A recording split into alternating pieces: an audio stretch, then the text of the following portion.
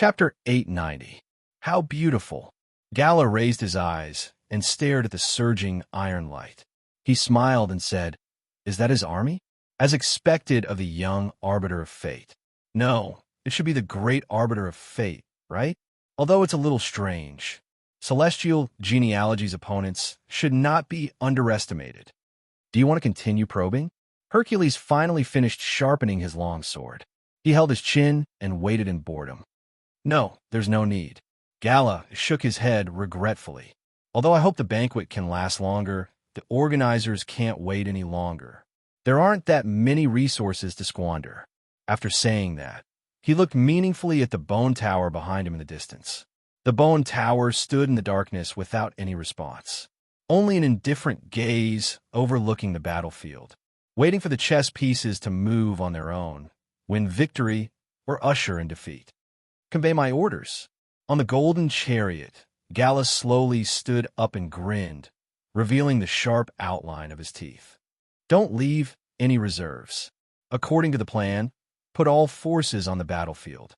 No retreat, no hesitation, no slacking. He said, the time for the final battle has come. Thus, from that moment onwards, new changes were ushered in on the battlefield. On the Sunmaker's throne, Huaishir could not help but frown. He felt the sudden increase in pressure. The surging black tide seemed to be boiling. Behind the high wall formed by dozens of mutated angels, the black tide pressed toward the Twilight Village. The large group of hell that had fallen into madness rushed forward without caring about their own safety, no longer caring about the price.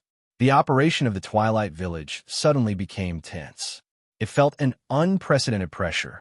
What made Huaishir even more nervous was that the huge cycle that he had built with the Origin Form equipment and the entire Twilight Village could not be maintained.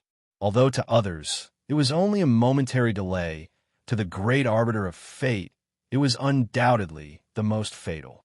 Once the cycle was broken, it meant that the integrated state of the entire Twilight Village could not be maintained. Every part would be disconnected and become a pile of loose sand, forced to fight for themselves. Even if nothing could be seen except for a slight decline on the surface, it was almost destined to be defeated. Thankfully, he still had his large army of Origin Substance equipment and Origin Substance equipment, as well as the highly efficient operation of the Twilight Village. However, all of this had already given him a strange feeling. It seemed that he had overlooked something. He pinched his chin. How could he be distracted on such a tense battlefield? He focused on thinking. What was the problem? Not bad, it's great seeming. In the illusory temple, Zeus raised his eyes, seemingly surprised. You're not bad as a favored one, but it's a pity that you're a little strange. Correction again, it's a contestant. Tangi rested her chin on her hand and observed the changes in the field. She smiled and said, because I'm going to transfer Yun Zhongjuan, I'm not very familiar with it. He doesn't seem to understand it yet. Yun Zhongjuan? You didn't tell him anything? Zeus looked at her in surprise. If Poseidon were here, he would definitely laugh out loud when he saw such a ridiculous scene. He's not a kid anymore. No matter how much I say or how detailed my reasoning is, if he doesn't understand it, he still doesn't understand it. It's better for him to experience it for himself. Tongji said indifferently. Instead, it's the way you Greeks do things. If you see something you like, you'll take it hand in hand to the finish line. Isn't that the problem? Isn't that what you mean by favored one? Zeus said, entrusted with love, bestowed with protection, and hoped that humans would be able to achieve great things. Tangi smiled, but didn't say anything. It was because of this that most people who were favored by favored ones were nurtured into mommy's babies. The price of success because of the god's favor was that they would perish because of the god's favor. The god's love was fickle and cruel. Relying on this kind of thing would only lead to one's own destruction. On the other hand, it's your method that's laughable, Zeus said calmly. Zeus asked indifferently, a contractor who didn't succeed because of you, who didn't believe in your care, why would he care about your existence? Of course it's because of love. Tangi winked mischievously and smiled. Love can change everything. It can also kill everything, isn't it? Zeus snorted and didn't say anything else. or rather, he seemed to have understood something. He looked at the battlefield with pity in his eyes. It was as if he was looking at a high school student who was forced to answer an advanced mathematics question. Indeed, it was a perfect cycle, but there was still something lacking. That was still Great Si Ming, not Yin Zhongjuan. They both maintained order and revised miracles. Great Si Ming and Yin Zhongjuan were born from the same source, but there were key differences between them. This was the key to the path of heaven's inquisition. It could be said that they were the two key points of one body with two sides. Great Si Ming's specialty was the correct way for living creatures and their race to exist. But Yin Zhongjuan's specialty was the rotation of the four seasons and the harmony of all things. Similarly, there was a decisive difference between one and many, and there was a decisive difference between the two. If Great Si Ming's focus was the many represented by the race, then Yin Zhongjuan's focus should be the one represented by me. Rain, snow, thunder, and lightning. The rotation of the four seasons, with me as the axis. There was no difference between the two. It was because of the difference between the two that the path of heaven's inquisition was divided into two paths. Even if the two paths led to the same destination, this was a problem that needed to be solved in the later stages. But now, the two paths were forcefully merged together, putting the difficult problem in front of Huaishur in advance. Zeus tasted the divine wine and looked down at the battlefield. He began to look forward to the changes that would happen next. If he couldn't maintain the balance between the many and one and only sacrificed himself blindly and lost his position, he would suffer. At the same time, Huaishur suddenly woke up from his contemplation. He felt that he was just a little bit away from the real answer, but it was too late. The abnormality had appeared. Great Si Ming's cycle wasn't broken. The crows were still flying above the battlefield. The incarnations of the origin substance equipment were still doing their jobs, and the three layers of the Twilight Village were operating as usual. Even the self-examination of the eternal frost furnace didn't find any problems. But why did the premonition of death suddenly come? When he raised his eyes and looked into the distance, he saw a huge silhouette rising from the deepest part of the darkness at the center of the large group of hell. As the thick blanket was lifted, the huge creature sleeping under it propped up its body with the help of the wheels and power. It faced the light from the distance and revealed its figure. What was that? A gigantic hell giraffe?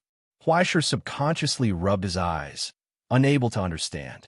At the end of his line of sight was a huge wooden creation that was over 100 meters tall. It had a thick body for simple pillars and even a funny head propped up on its neck. There was also obvious fuel smeared on it. It looked like a horse. At that moment, Huaishur was shocked. A wooden horse. And on the broad back of the huge wooden horse, Hercules, who had been waiting for a long time, smiled, raised his arm, and cut it with the blade of his sword, sprinkling blood. Today, I offer the blood of heroes and reenact the glory of the past. He raised his head and shouted solemnly at the sun in the sky, "Merciful gods, please give me another miracle." At that moment, a miracle fell from the sky. A long time ago, a great feat engraved in history, a distant legend that was difficult to distinguish between reality and illusion. It was a synonym for cunning, the embodiment of a conspiracy, and the end of the long struggle on the ground because of the ownership of the golden apple. At the same time, it was the crucial fuse that caused the fall of the eternal city of Troy. As early as when Pandora offered the golden apple, the foreshadowing of this moment had already been laid down. After a long period of patience and waiting, now, the terrifying killing move that had been silent for a long time had been revealed on the battlefield with the arrival of the final battle. It was a killing move created by Grandmaster Publius himself. Mark of God, Trojan horse. At that moment, Huaishur heard the roar of collapse. The village of Dusk glowed with a loud noise. Countless steel screeched, and the huge city walls began to collapse involuntarily. The illusory wooden horse passed through the battlefield. Wherever it passed, no damage could touch its body. It was as if it was being pulled forward by countless people. Just like that, It broke into the heart of the village of Dusk as fast as lightning. The city's defenses, which were strong enough to withstand countless mutants, actually collapsed without a fight in front of this wooden horse, falling apart and falling apart. The village of Dusk had now lost all its barriers. As for the huge wooden horse with a strange smile, it passed through the countless cannons and blazing lights and arrived in front of the furnace of eternal frost. As the wooden horse's thick carapace fell apart, the warriors who had been waiting for a long time in the darkness clenched their swords and roared. Under the leadership of Hercules, Publius Creations, the Argonaut heroes broke through. In an instant, they collided with the paladins of Charlemagne's knights, and a fierce battle that could only advance and not retreat began. As the wooden horse gradually shattered and burned, the last figure slowly walked out. Holding a scythe in his hand, the figure was almost naked. Only the countless golden accessories reflected the ghostly light of the soul. "How are you, my friend?" Gala raised his head and stared a Huaishur on the furnace of eternal frost. He raised the corner of his mouth happily and showed Huaishur the bright dagger in his other hand.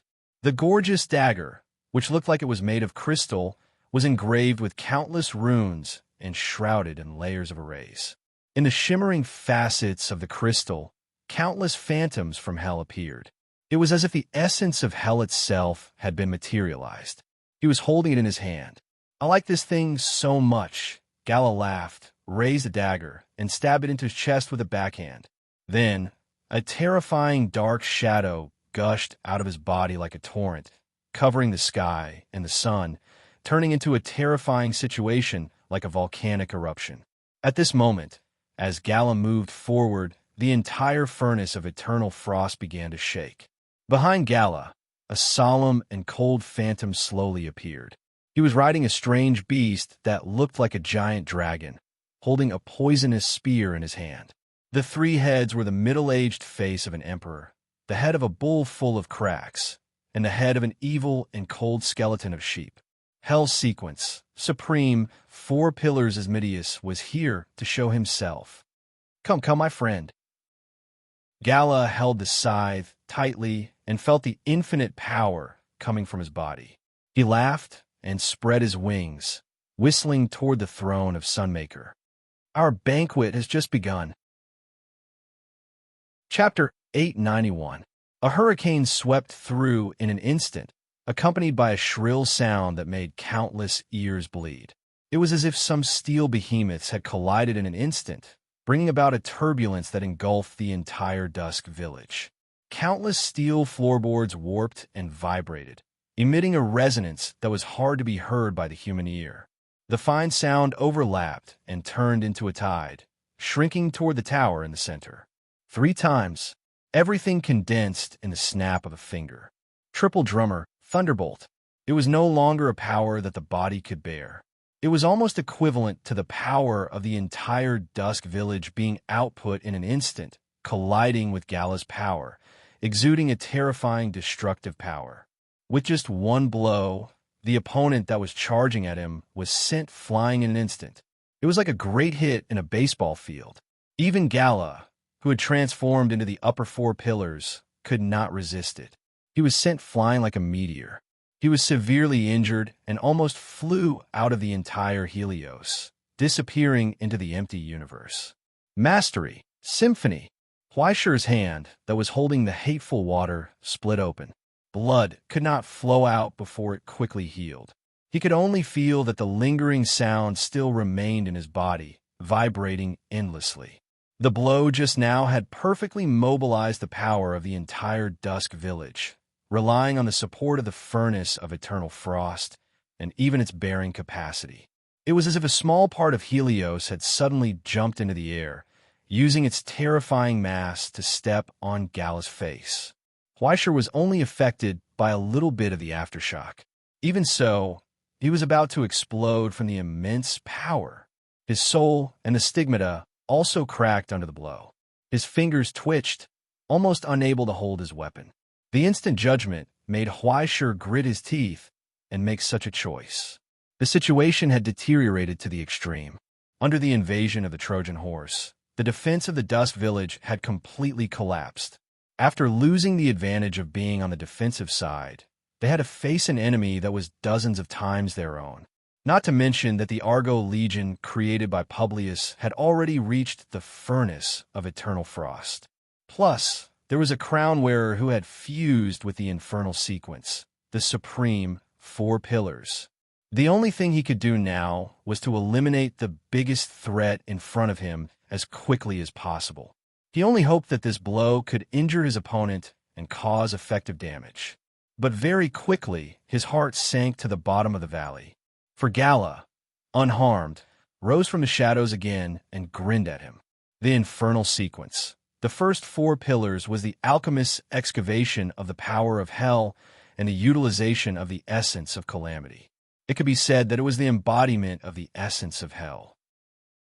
There were a total of 72 hells, which perfectly covered the majority of hells. The power of the lords of the hells was further divided by their ranks. There was no doubt that the ones at the top were the supreme 4 pillars, who were comparable to the rulers.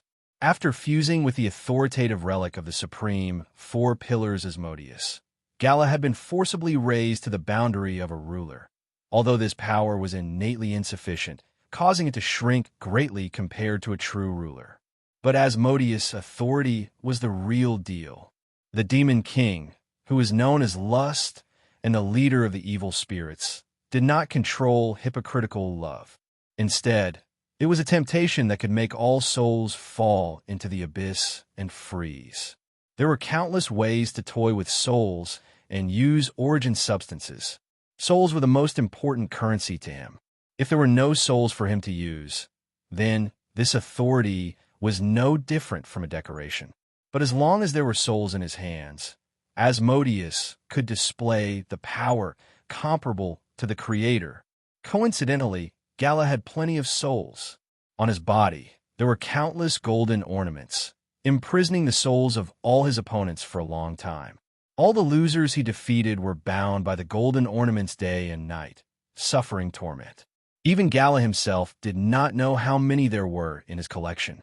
Too many wars, too many enemies. As long as he followed the Withered King, he would never lack these blood-boiling battles and hearty victories. A trick of the Heretic King? How nostalgic. Not a bad trick, my friend. Unfortunately, it's still a little lacking. Gala laughed, stepping on the void, step by step, his eyes burning with excitement. Come, let us begin again. In his hand, the scythe overflowed with the brilliance of souls. Countless blessings and curses were applied to it, causing this vicious weapon to quickly sublimate into a sharp blade that could wound everything. It was like a meteor that represented disaster. In the whistling sound, Gala once again descended from the sky. Huaishur gritted his teeth, holding the hateful water tightly. Mastery Symphony. The power of the Twilight Village once again, along with the mighty echo, condensed into a point and blasted forward, causing the crimson meteor to fly backward. Huaishur spat out mouthfuls of blood. But almost instantly, Gala, who was prepared, returned with a ferocious smile. Looking down at his pale face, the solidified one curled his finger. What's wrong? Sitting on that chair and not willing to get down? If you want to sit and wait for death, I don't mind. Huaishur was silent and did not answer. Listening to the sounds of fighting coming from below, he finally could not help but sigh. He had to admit that he was not a match. Even if he sat on the entire Twilight Village, he could not use the power of the Sunmaker. In front of the solidified one, he could only passively defend. Once he left the eternal frozen furnace, he would immediately be beaten back to his original form and be killed instantly. But Tongi had run off somewhere, and Garland was playing dead even when the enemy was under siege. He did not know what he was doing. Now, he could only rely on himself. He sighed and raised his hand. The ultimate, open. Gala's expression changed slightly, and he took a few steps back in the air. Obviously, he had already known about Huaishur. He had heard about the terrible threat of this move from Hercules. If he was not careful, he would be contaminated by the thing inside, and he would have to face the erosion of the eternal beast. Unless he returned to hell and asked the Withered King for help. Even he could not do anything about it. But now, Huaishur did not intend to use it as a weapon. In a situation where the opponent was prepared, this move was basically useless and could only be used to scare people. What he wanted to do was not to release, but to transfer. As the eternal frozen furnace and the ultimate were once again connected, the casting furnaces of the same origin began to resonate again. They forcibly stripped most of the derived flesh of the eternal beast from Huaishur's body, sealed it in the alchemy fire, and forcibly suppressed it with surging divinity. Huaishur had once again recovered the power of his heyday, the complete body of Great Sea Ming. Slowly, he clenched the water of hatred in his hand. In that case, there was only one answer left. Gala's eyes widened, and he became more and more excited. Finally going to fight with all your strength. He grinned expectantly. Before his voice died away, Gala was stunned, because Huaishur did not get up from the Sunmaker's throne at all. He just lifted half of the broken spear, turned his hand, and threw it into the furnace behind him. Forging began. In an instant, a loud sound like a surging tide burst out from within. Divinity was burning wildly. In the shroud of the alchemy fire, the lightning in the water of hatred rose, and the crazy roar from a long time ago sounded. The light of the flames illuminated Huaishur's smile. Do you know? He held his chin and studied his opponent's expression. The corners of his mouth curled up into a happy smile. In our celestial genealogy, there is a good tradition. If you can't beat him, you will call for help. Known condition 1. The alchemy fire had the attribute of completely stimulating the potential of all materials. Known condition 2. The eternal frozen furnace was the best casting furnace in the world. Known condition 3. The water of hatred was once Yun Zhongjuan's stigmata relic. Known condition 4, Huaishur still had a lot of divinity that he got from Garland for free. Known condition 5, Huaishur's nirvana transformation and biological rebirth could give alchemy products the attribute of animation. Known condition 6, Huaishur still had something like the Book of Destiny in his hands. So, Gala, who doesn't know anything, please tell me, what will pop out of his furnace next? At that moment, Gala's face suddenly changed. The brilliance of thousands of souls covered the scythe blade and turned into a fleeting, fanatical brilliance. Together with him, they fell from the sky, toward Huaishur, toward the eternal frozen furnace where Huaishur was. He did his best. What was faster than him was the darkness that erupted from the furnace fire. It was a pure and huge disaster. Just its existence was enough to distort the whole world and break the miracle. Like a volcanic eruption, the darkness rolled like clouds. In an instant, it shrouded the entire twilight village and even covered the eternal dim light, causing everything to fall into darkness where one could not see their own fingers. That was hatred, hatred, hatred, hatred, hatred, hatred, hatred, hatred. Under that incomparably pure hatred, even the entire Twilight Village resonated. But it was different from the resentment left by the former casters. It was a hatred that never yielded, never retreated, and never regretted. It contained indescribable hatred. It hated this world, hated all the cowards, hated all the betrayers, hated the death of its companions, and hated its own powerlessness. It hated everything. Even the thing it hated the most was hell. The hatred was like a tide, enough to fill the 7 seas, cover the realm, and turn into a destructive tide. It wiped out all the impurities, pulled all the enemies, and completely perished with itself. It was hard to imagine what kind of soul could leave behind such a huge hatred. What kind of obsession could make this hatred so pure that it could distort the world? Now, the hatred had turned into an ocean in the clouds. From the deep sea, the sleeping broken souls crazily devoured the flesh and blood derived from the eternal beast, extracting the endless vitality from it. Once again, from the darkness, it opened its eyes. It cast a hateful glance at the mortal world. "Look, Gala," it sneered. Chapter 892. Boom! At that moment, the eternal frost furnace shook violently, and the entire Twilight Village responded with a loud bang. Countless steel vibrations turned into pure and shrill thunder. The tide of hatred gushing out from the furnace suddenly shrank and turned into a huge monster that could cover the entire Twilight Village. The jaw-dropping silhouette was like a giant whale that roamed the seven seas, but on its back, there was a pair of wings that could even cover the heavens and the earth. That's a Kuan Pong. Huaishi's eyeballs almost fell out. He couldn't believe it. In the sea of hatred, the huge Kuan Pong swung its huge tail, causing the sound of overlapping waves to burst out in the void. It crashed toward the falling Gala. Demonic clown, you can't even withstand a single blow. On the back of the Kuan Pong, a phantom of the past appeared. The old figure raised a finger. It flicked out. In an instant, the darkness was torn apart. Countless dazzling lights filled every inch of the air. With the Kuan Peng's collision, tens of thousands of lightning bolts burst out. The falling scarlet meteor rolled back and fell to the ground, smashing a huge crack. In the burning lightning, Gala raised his eyes and stared at the phantom that appeared in midair. A hoarse voice came from his throat. Yes, Fong, Zhou. The blazing light of the burning souls appeared again. Asmodeus' phantom appeared again. All the wounds quickly healed. The brilliance of the burning souls turned into sharp blades. With Gala's movement, they appeared from the ground and pointed at the Kuan Pong in the sky. There was no need to think. Facing the most presumptuous loner in the abyss in the past, the majestic light that once shone into hell from the kingdom of heaven, he chose to go all out. Hundreds of souls were burned in Asmodeus' hand again. They turned into wandering stars and whizzed out.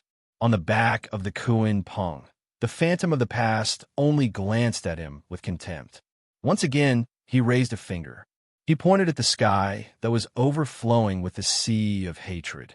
In an instant, dark clouds covered the sky. The iron moths also melted. They swept up endless water vapor and fell into the thick sea of clouds. The pitch-black clouds covered everything like an iron curtain. 10,000 creations, and the finger began to circulate. Countless amounts of origin substance filled the finger, causing the hatred to become as solid as steel. When the two forces collided, destructive sparks flew everywhere. No one could raise their head to look directly at this sea of lightning.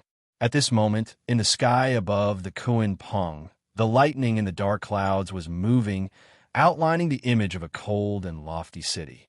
It was a sacred realm that existed in contrast to Great Sea Ming's ruins of end. It was Yun Zhongjuan's axis of miracle. Heavenly fault, activate. Amidst the thunderclouds, Heaven's Gate's existence shrouded Asmodeus' projection from afar, causing those burning souls to instantly disintegrate. On the side, Huaishir subconsciously reached out and prepared a counterattack. Kill him while he's sick. Give this bastard a good beating. Senior, there's no need to talk about the righteousness of the pugilistic world when dealing with this kind of devil. Huaishir summoned a tide of crows and turned them into sharp blades of resentment. Let's go together and shoulder. Before he could finish his sentence, he sensed that Ing Fangzhou's afterimage was looking at him. That kind of gaze perfectly described the strength of the previous generation's Yun Zhongjuan as a powerhouse of his generation. It was an extremely vivid representation of the care and love an old senior had for his successor. To put it simply, it was little brother, step back a little comma. You stay here and don't move. I'll go plant a few acres of orange trees for you. And most importantly, don't get in the way. Through the flesh and blood of the eternal beast, the broken soul of the past was reborn, still retaining the arrogance of the past. But when he saw Huaishir stop, he became even more unhappy. If you want to fight, then fight. If you don't want to fight, then don't fight. Why are you dawdling? Young people nowadays are getting more and more outrageous. Huaishir's eyes twitched wildly. Twitching. So, are you going to fight or not? Watch carefully, kid. Ing Fangzhou retracted his gaze, looked down at the enemy indifferently, and told him, "This is the real dead water." Accompanied by his words, the ocean of hatred was stirred by an invisible pillar, setting off layers of waves.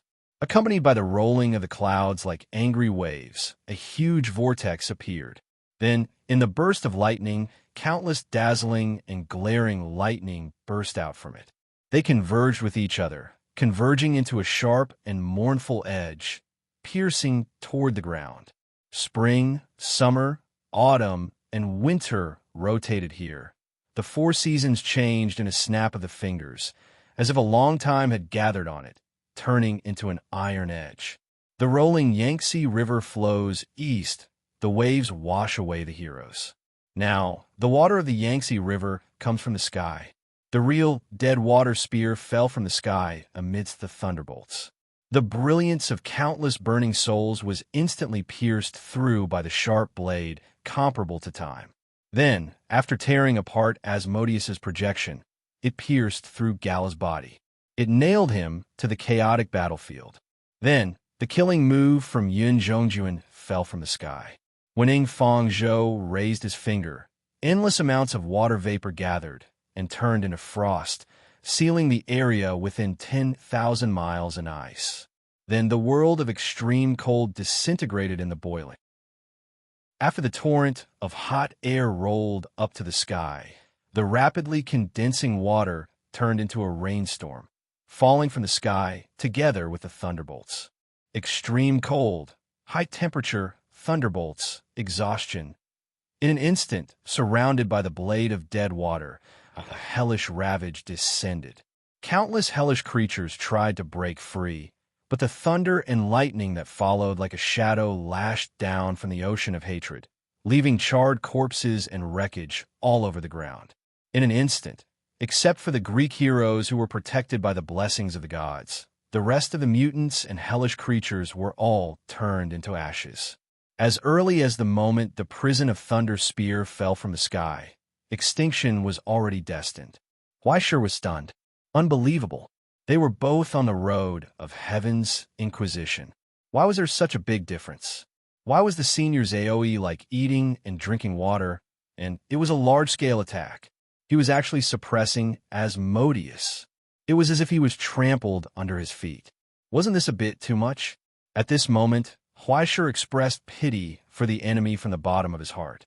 It was not because the authority of the Supreme Four Pillars was too weak, nor was it because Gala's preparation was insufficient, nor was it because Yun Zhongjuan's power was too terrifying. It was because his opponent was too strong. Even if this strength was just the moon in the mirror, the flower in the water. Even Ing Fangzhou himself knew how short this resurrection was. Even with the flesh and blood of the eternal beast, the dead still could not be resurrected. At best, it was just a reappearance of the past records. Everything about Ing Fangzhou, the last abyss explorer of the kingdom of heaven, recorded by the hateful water. His pride, his hatred, and his anger, after combining with life in the furnace, once again summoned the silhouette of the past. As Yun Zhongjuan, who was promoted from Lihuan, Hebo, and Xiangjuan, at this moment, Ing Fangzhou had lost the strongest characteristic of this system. That was the almost endless source of energy reserves. Now he was just the incarnation of the hateful water, an empty, living stigmata relic. Even Yun Zhongjuan's miracle was just a remnant sealed in the hateful water. What really made Huaishir dumbfounded was the way he used his power.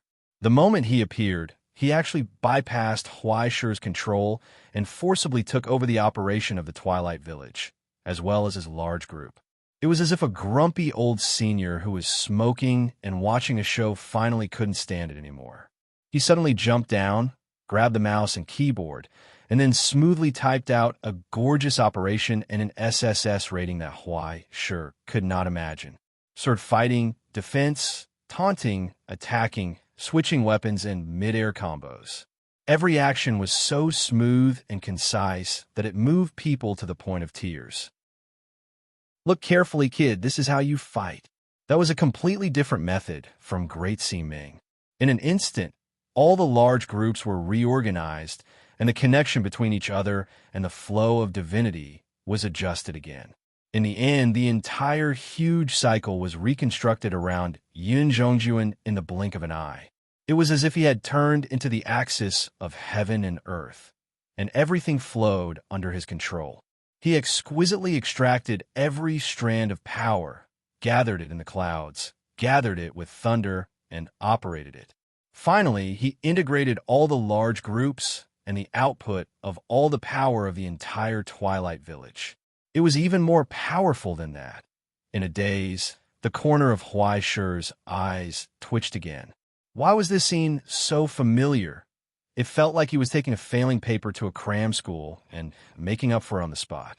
After combining Great Si Ming's large group with Yun Zhongjuan's control method, the combination of the two actually erupted a terrifying power that was beyond his imagination. Now, thousands of thunderbolts once again descended from the sky. In an instant, the remnant body on the ground was completely engulfed. Asmodeus's illusion completely collapsed. But with the brilliance of the soul, Gala's figure once again emerged from the darkness outside the Twilight Village, reformed and restored to its complete form, but the golden ornament on one of its arms had lost its brilliant luster. "You actually killed me once. Amazing." He lowered his head and looked at the shattered collection, swung his hand, and threw away the broken containers without any reluctance. He looked up and stared at the old figure under the thunderclouds in amazement.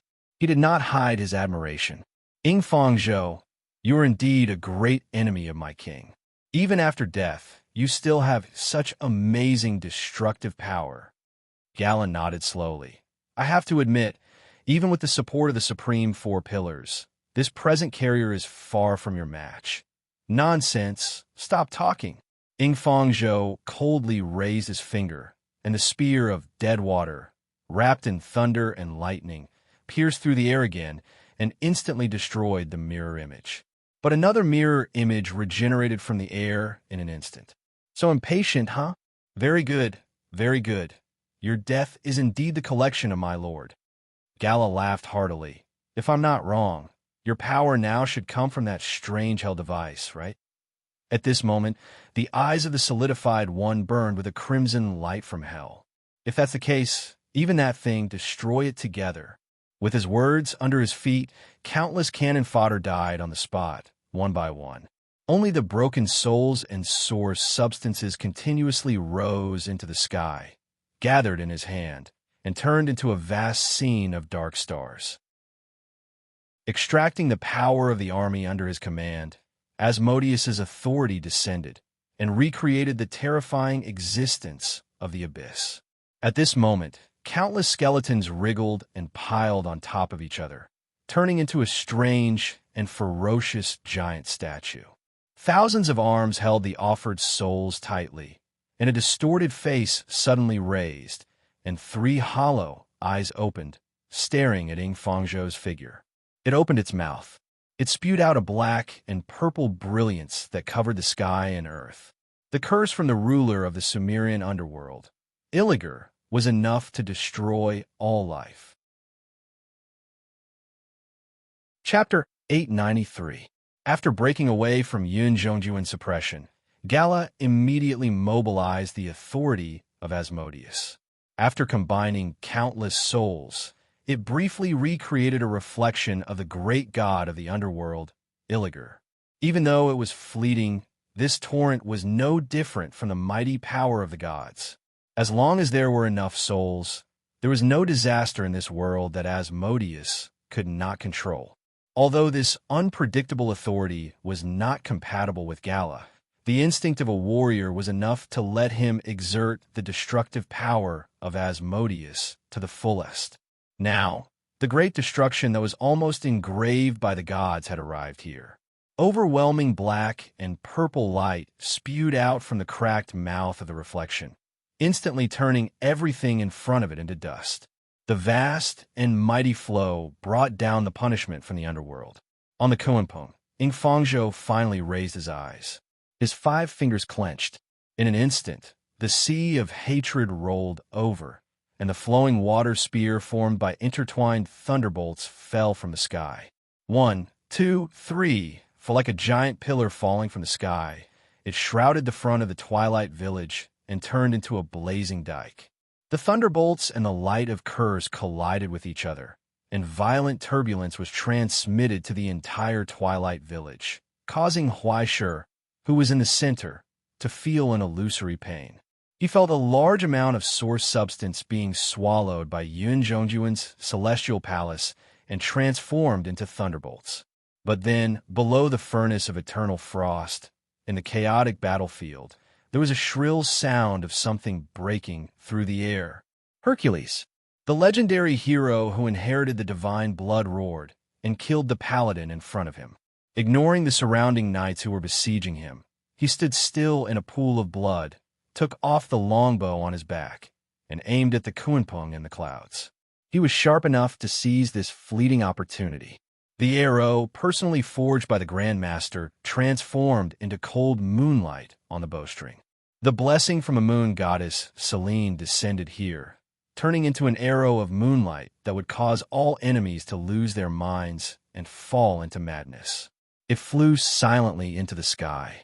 Only the sound of the bowstring vibrating was like the mournful cry of the souls. The blood moon arrow that plundered the will of the will instantly tore through the dark clouds and torrential rain, leaving a straight dark trace. In an instant, it was close at hand, but it suddenly stopped. It hovered in front of Ying Fangzhou's other palm. It was clamped down by an invisible force, firmly stuck in the air. Soon after, a second mournful wail burst forth, and a third. In the blink of an eye, 6 blood moon arrows pierced through the air one after another. It trembled violently, struggled, and could not move an inch forward. Ying Fangzhou's left hand suddenly clenched. The moonlight arrow shattered, and the 5 fingers of his left hand were also cut by the sharpness. Dozens of cuts crisscrossed, deep enough to see the bones. The frenzied curse wrapped around the wound, wriggling like thorns as it rapidly penetrated deep into the wound. Huaishur started up the foundry again. Alchemy fire appeared out of nowhere and wrapped around Ying Fangzhou's palm. It forcefully devoured the curse of the thorns and turned it into a scarlet iron piece that fell off from the wound, stripping away the consequences. But Huaishur's vision went black, and the taste of blood appeared in his throat. Even though he had the hand of confinement and great Si Ming's birth of yang talent, the sudden transformation was still a huge blow to him. He gritted his teeth and raised his hand again, wanting to interfere more. However, a bolt of lightning appeared out of nowhere and bound him to the spot. He was not allowed to interfere anymore. Only the sound of cracks spreading could be heard in the rumbling. Huaishur looked up, but he could not see the distant figure clearly. He only felt that he could no longer suppress his anger. He finally felt the arrogance that Russell once mentioned. Until now, you're still holding on and not letting others interfere? Are you an old auntie in some kindergarten? Huaishur struggled to break the lightning that bound him and roared, "What are you doing?" "Doing what I should do." A hoarse voice was heard. Amidst the thunderous roar, Ying Fangzhou finally turned around and looked at the angry junior, telling him, "You should also do what you should do, Huaishur." He said, "You don't have to care about the rest," on a cracked face. His eyes were so calm. That wasn't arrogance, but stubbornness. She wanted to hide everything that was important behind her back, put it in the safest place. Only then could he focus on the front. Only then could he complete his mission. Huaishur paused for a moment and froze in place. Finally, he slowly sat back down on his chair. A silent sigh. Soon, the eternal frost furnace faithfully conveyed the orders from the user, causing the entire Twilight Village to operate again. An endless stream of power gathered from Huaishur's hands. Under Huaishur's control, it was thrown into the projection of the Kunpeng. An angry bull, a compassionate giant deer, a solemn white horse, a resentful crow, all the power of the origin substance equipment appeared from the dark clouds and became a part of the cold light. "This is what I can do for you, Ying Fangzhou," Huaishur said softly. "I'll leave the rest to you." In that instant, the corners of Ying Fangzhou's mouth lifted slightly on his cracked face. It was as if he was smiling, so gratified. "Very good, Huaishur. As long as it was like this. Please take a good look," he said. "What I can teach you." It was not the lessons of those predecessors that were not worth emulating, nor was it the fate of wandering that could not be called success, nor was it the lonely waiting without any results. It was the only thing that Fangzhou was proud of in his life, the last remnant. How to fight, how to protect the world, how to become the lord of the clouds. In the siege, the lonely figure raised his hand again and clenched the spear of lost water that extended from the thunderclouds. It stirred the wind and clouds. The Kuan Peng spread its wings, and a mighty whale's song echoed from the clouds. Lightning burst out again. It flew out from Fangzhou's hand and turned into a sharp edge that crossed thousands of miles. It pierced through the black-purple torrent, tore the reflection of God, and illuminated Gala's pupils. Once again, it tore open a gash in his chest. Then, the lightning gathered again and turned into a heavy spear that was several meters long from his hand. It turned, swept, and forced Hercules to retreat. The lightning flashed, and the moonlight arrow was torn apart, along with Gala's counterattack. In midair, Hercules reached out and pulled out a long sword that shone with brilliance. Attack! In the distance, Gala was reborn again, and the authority of Asmodeus descended again. The burning star appeared out of thin air and fell toward the land of dusk. Heaven and earth roared. Only the thunderclouds rose, and hatred swept across.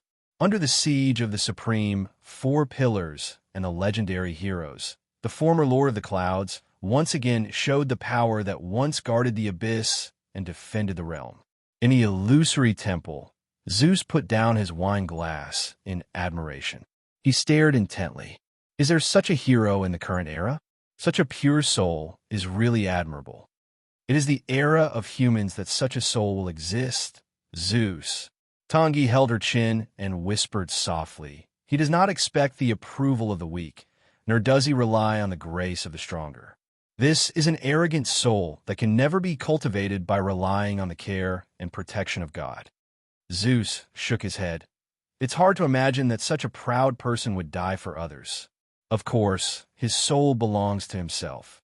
Tangi laughed. However, he chose to give his soul to the future he guarded. He had entrusted everything to his successor. What remained was the brilliance that still shone even in the darkest abyss. Just like the stars. Do you see, Zeus? She smiled and told him, the era of humans was started by such a soul.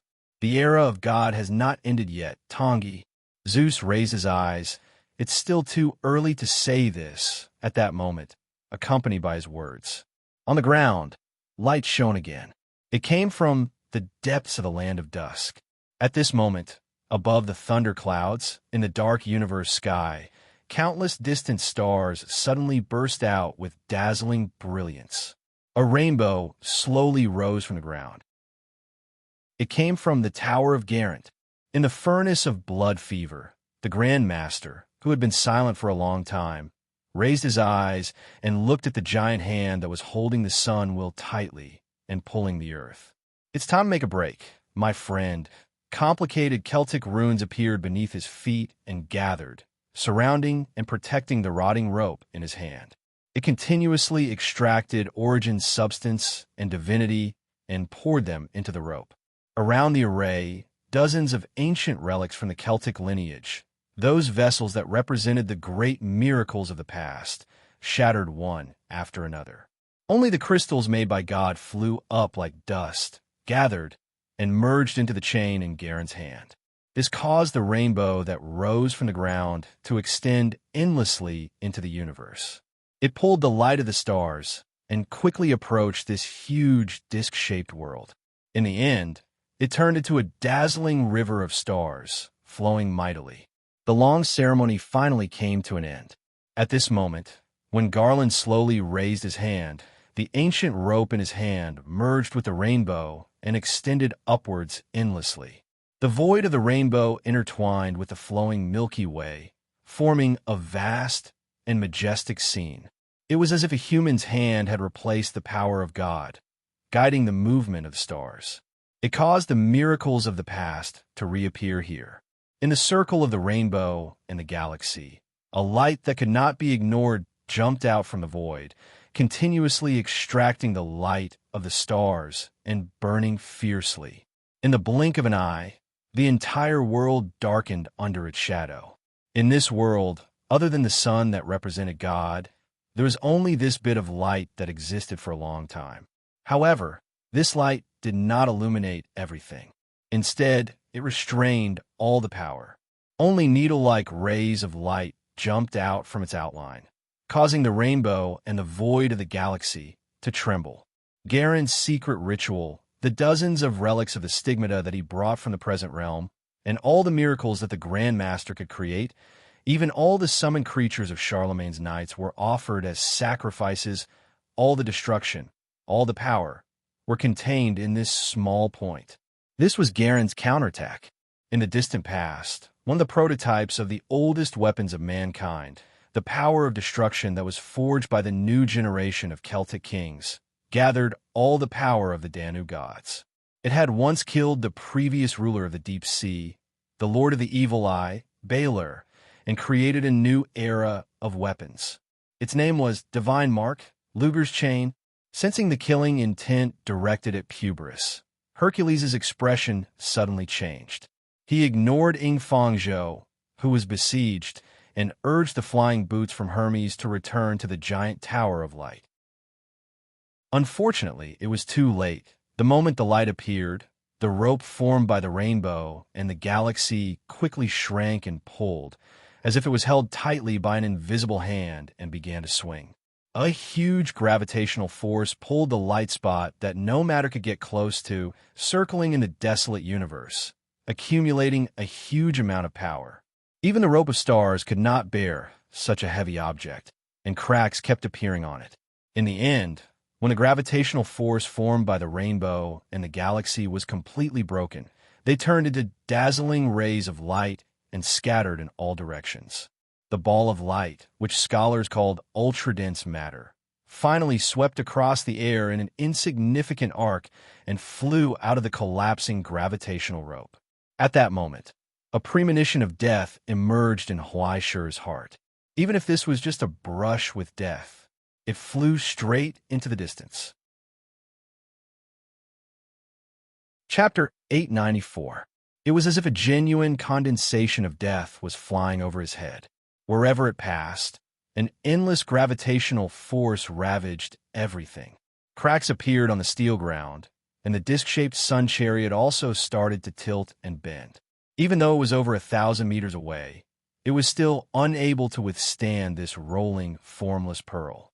Even the slightest shockwave had lifted the entire Twilight Village by several meters, almost pulling it out of the surface. If it hit, he and the projection of the entire Twilight Village. No, at least 1/3 of Helios would be completely engulfed and melted in that radiance. So, Garland had been cooped up in a base for so long just to build a nuclear weapon? No. Even if its destructive power was almost the same as a nuclear weapon, it was completely different. It was fundamentally different in nature and essence. In such a short period of time, using the mystic instrument to trace back to the unique environment of Helios, the authority of the second Danu, Divine King, Luge, was quickly restored. Divinity was injected, and through the conversion of calamity and miracle, the illusory starlight was given substance. Gathering the power from Hell's projection, it finally formed a genuine, super-dense body from the present realm. It was something that could no longer be described as material. The terrifying density that surpassed a neutron star had exceeded the present realm's bearing limit and was hovering on the brink of collapse. The slightest touch would trigger a terrible change that would shatter heaven and earth, just like now. In an instant, the luminous bullet that devoured all radiance crossed the two ends of Helios and descended from the sky. Hercules' interception and Puberus' defense were all pierced like phantoms. And finally, the two came into contact for an instant. It broke its fragile shell. As a result, the destruction contained within flowed out. After devouring all light, what surged out was a darkness that surpassed the universe's primordial darkness. Huaishir wanted to cover his ears, but the senses from Supreme kept transmitting the terrible tremors from the distance, causing streaks of blood to seep out of his mouth and nose. His ears were ringing. Anyone with a little bit of education in physics, even a child, could understand what kind of terrifying phenomenon would occur when the mass and density of an object broke through the limit, to the point where even the gravitational force of a neutron star could not restrain it. The existence known as the black hole had descended in an instant. Did such a thing really exist? Could such a phenomenon really be maintained? Could such a level of power really be controlled? At this moment, such a question no longer had any meaning. Huaishir could only see that the darkness had swallowed all the light and turned into a vortex of destruction. It quickly, coldly, and cruelly swallowed the tower where Pubris was. Equality destroyed all miracles and disasters. Before that, Hades's bone pagoda had already been destroyed like an illusion. Huaishir was stunned for a moment and realized that something was wrong. Hades's bone pagoda disappeared? No, he didn't hear any sounds of collapse at all. It was as if it was just a bubble. It should be said that it was an illusion that was enough to pass off as real. But Helios was only so big, so where was Hades's pagoda? In an instant, the answer appeared in his mind, but he couldn't help but be terrified.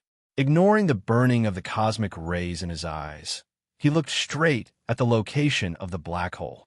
At the top of the pagoda, at the edge of the critical distance, a thin figure seemed to have appeared. He was smiling coldly in Garland's direction. Hades! Just like that, the chief disciple of Helios opened his arms and embraced destruction in place of Pubris. Gala's loud laughter could be heard in the wind. This was the conversation between the chief disciple of Helios and the wearer of the Hell's crown in Hades' temple before the final battle began. What do you mean? Gala looked coldly at his summoner. Whatever you like, that's all. Hades replied calmly. I don't care how great the battle results you can create, nor do I need you to eliminate any enemies for me, nor do I expect you to bring me any returns. Gala, no matter what request you have, as long as it is within my power, I will provide it for you. As for you, you just need to do what you like. After a short silence, Gala raised his eyes and understood. In other words, you want me to be the bait. It doesn't matter if you want to understand it that way. Hades asked, will you refuse, Gala? Of course not. Gala grinned and couldn't help but laugh. There are employers who don't expect victory, and there are fools who don't expect anything in return after paying money. Why would I refuse such a good thing? Very good. Hades nodded and sincerely blessed him. Then go ahead and fight your war as you wish. I hope you can reap joy in this battle. What about you, Hades? Gala didn't leave. He still stood in the same place and looked at his summoner. You even gave up victory. What do you want to get? You are mistaken about one thing, Gala. Hades shook his head. Some people have no chance of winning from the beginning. Why would I give up? What I can do is actually no different from what you can do. But the difference is that regardless of victory or defeat, the results will not belong to me. Then what are you looking for, Your Excellency Jester? Gala asked curiously. I have seen too many people like you in the abyss, but you are completely different from your colleagues. What are you looking for? The success of a conspiracy? The realization of revenge? Or the death of the enemy? After you give up all these, what can you get? Yes, what can I get? Hedi laughed mockingly, as if she was thinking, from the very beginning, people like me were destined to not be able to obtain anything, so I actually never thought of such a problem. Gala, if you ask me what I want, then I can only answer you like this. The alchemist, who had already been aware of his fate and ending, laughed. Probably it is a result that was destined before birth. What came before the result was death. When the light dissipated, the skeletal tower below revealed its true appearance. The world was always so strange. Once a coat of light was put on, few people would suspect that there was anything under the light. Now, the disguise was unveiled, and the time for destruction had come. Under the terrible destructive power of Luger's chain, all of Hades's defenses were ineffective, and he was naturally sucked into the rapidly shrinking black hole without any resistance. Along with the rapidly annihilating superdense substance, his soul and body were completely and irretrievably reduced to ashes. This is really terrible. In the eternal frost furnace, Huaishir did not feel happy at all. Instead, a strong sense of vigilance and uneasiness rose. From the beginning, Publius's position was a scam. He did not personally host the mystic instrument of creation, and the one who carried it out in his place was Hades. Otherwise, the mystic instrument of creation would have been completed long ago. No, who knew what Garland would do to interfere? When the omnipotent grandmasters fought each other, they had to be prepared for each other's countermeasures before making a decision. Like a matryoshka doll, they had to be constantly on guard. So-called miracles were things that exceeded common sense. Who knew what other tricks a grandmaster had up his sleeves?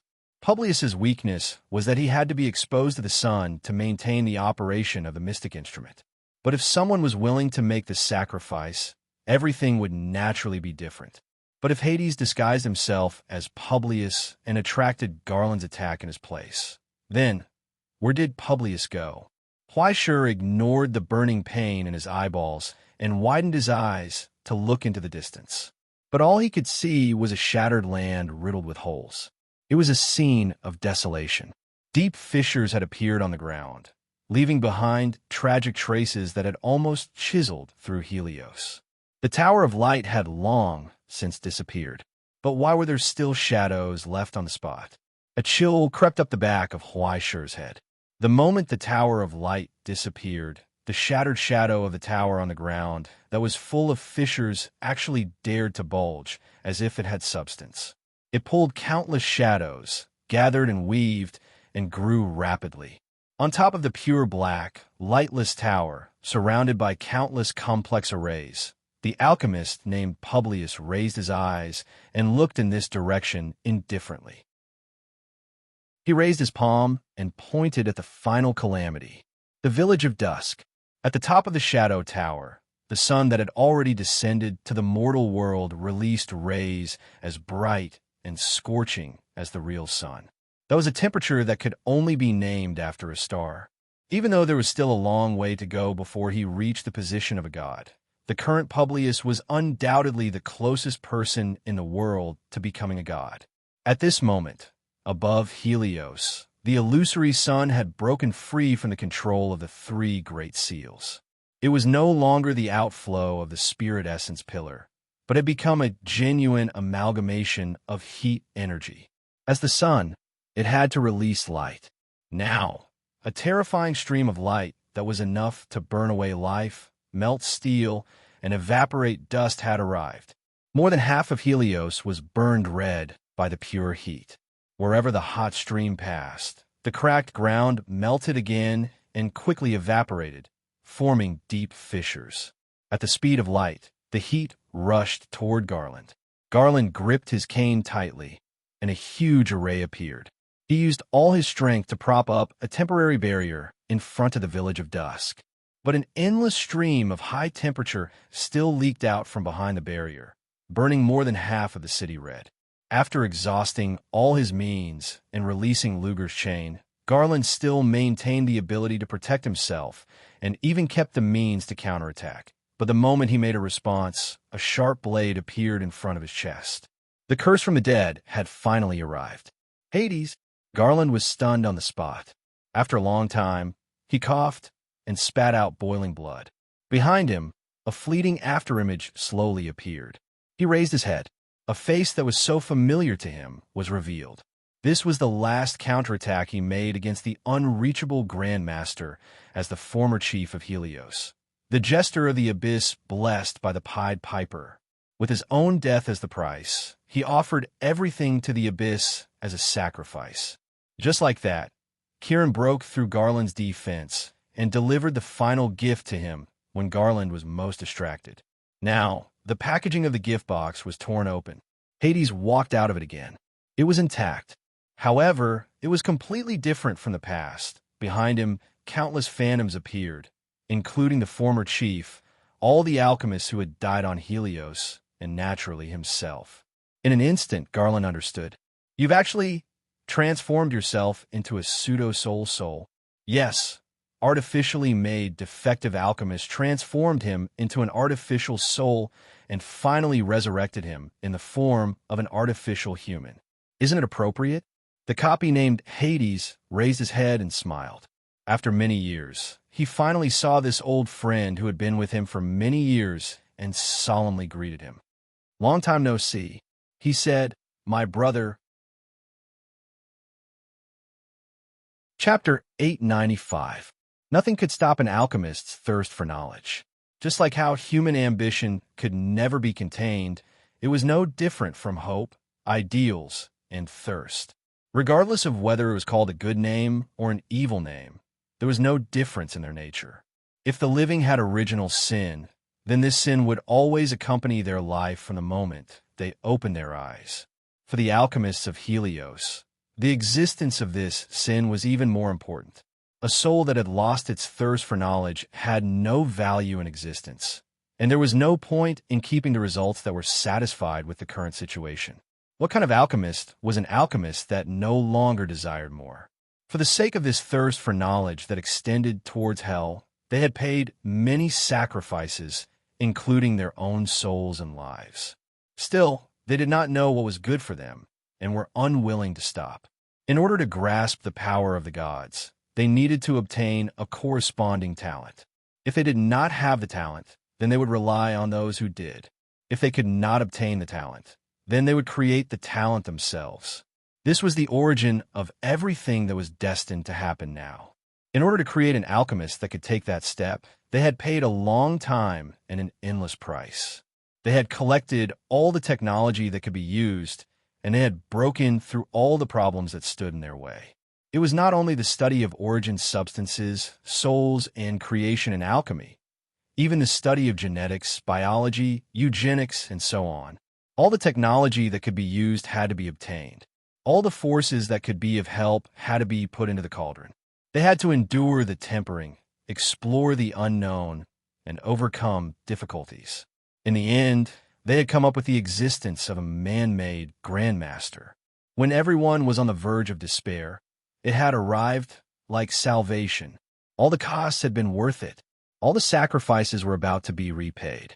But before that, before the success of the artificial grandmaster, there were more experimental products, more failed products, more flawed products, and more useless trash that could not be used, born from the cauldron of life. Just like the ashes that were buried in the graveyard without anyone noticing. Long before Publius was born, countless of his blood relatives had withered away in the darkness. It was because of this that Hades had come to this world.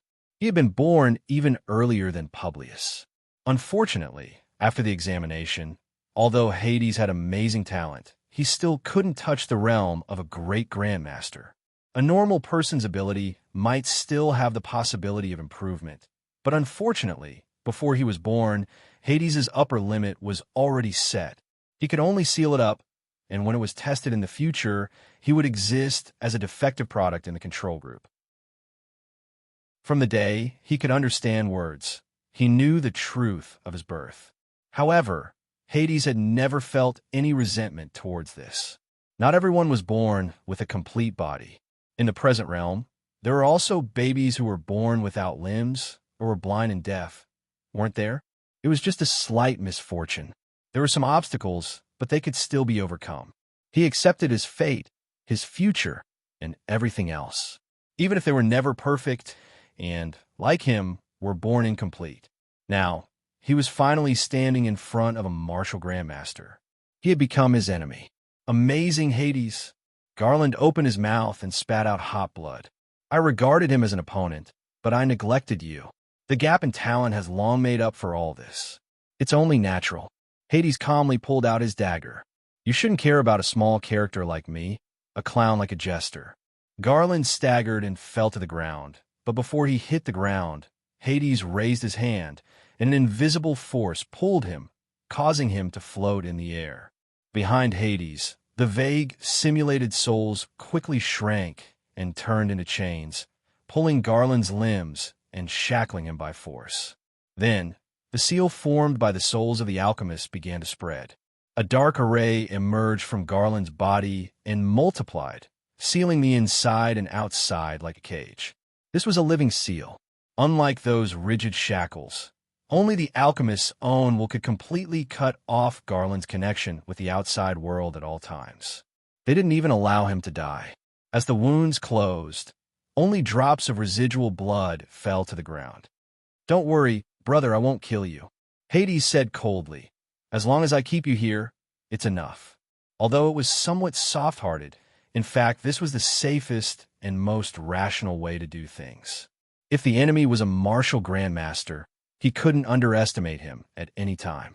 Now that Publius's success was imminent, who knew what kind of changes would occur once he killed Garland? How much damage would a martial grandmaster cause if he sacrificed his life? As long as he was imprisoned, it would be fine. Sealed and imprisoned, completely powerless, to ensure that he was cut off from all contact with the outside world and become a mere spectator, a powerless bystander.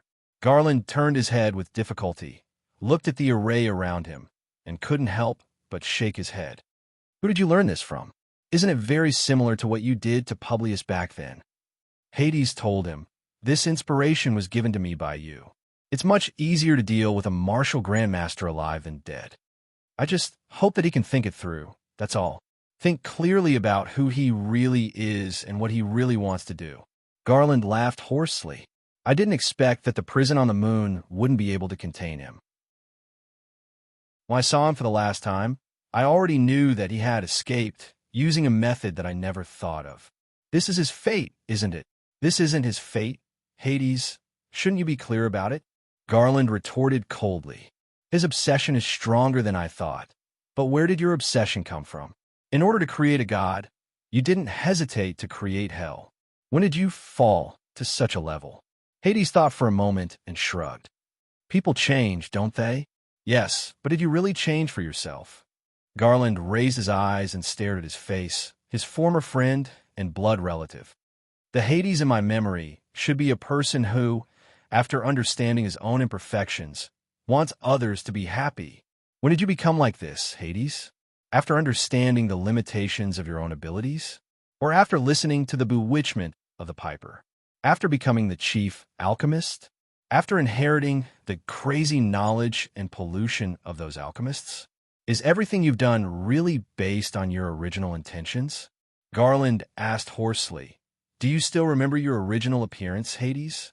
In the long silence, Hades didn't speak. He just quietly stared at the sun in the distance that was gradually descending toward the Black Tower. After a long time, he laughed silently. It was as if he had heard a ridiculous joke. It's just a change, is it strange? He turned his head and asked doubtfully, what's the difference between being changed by the piper and being changed by other people?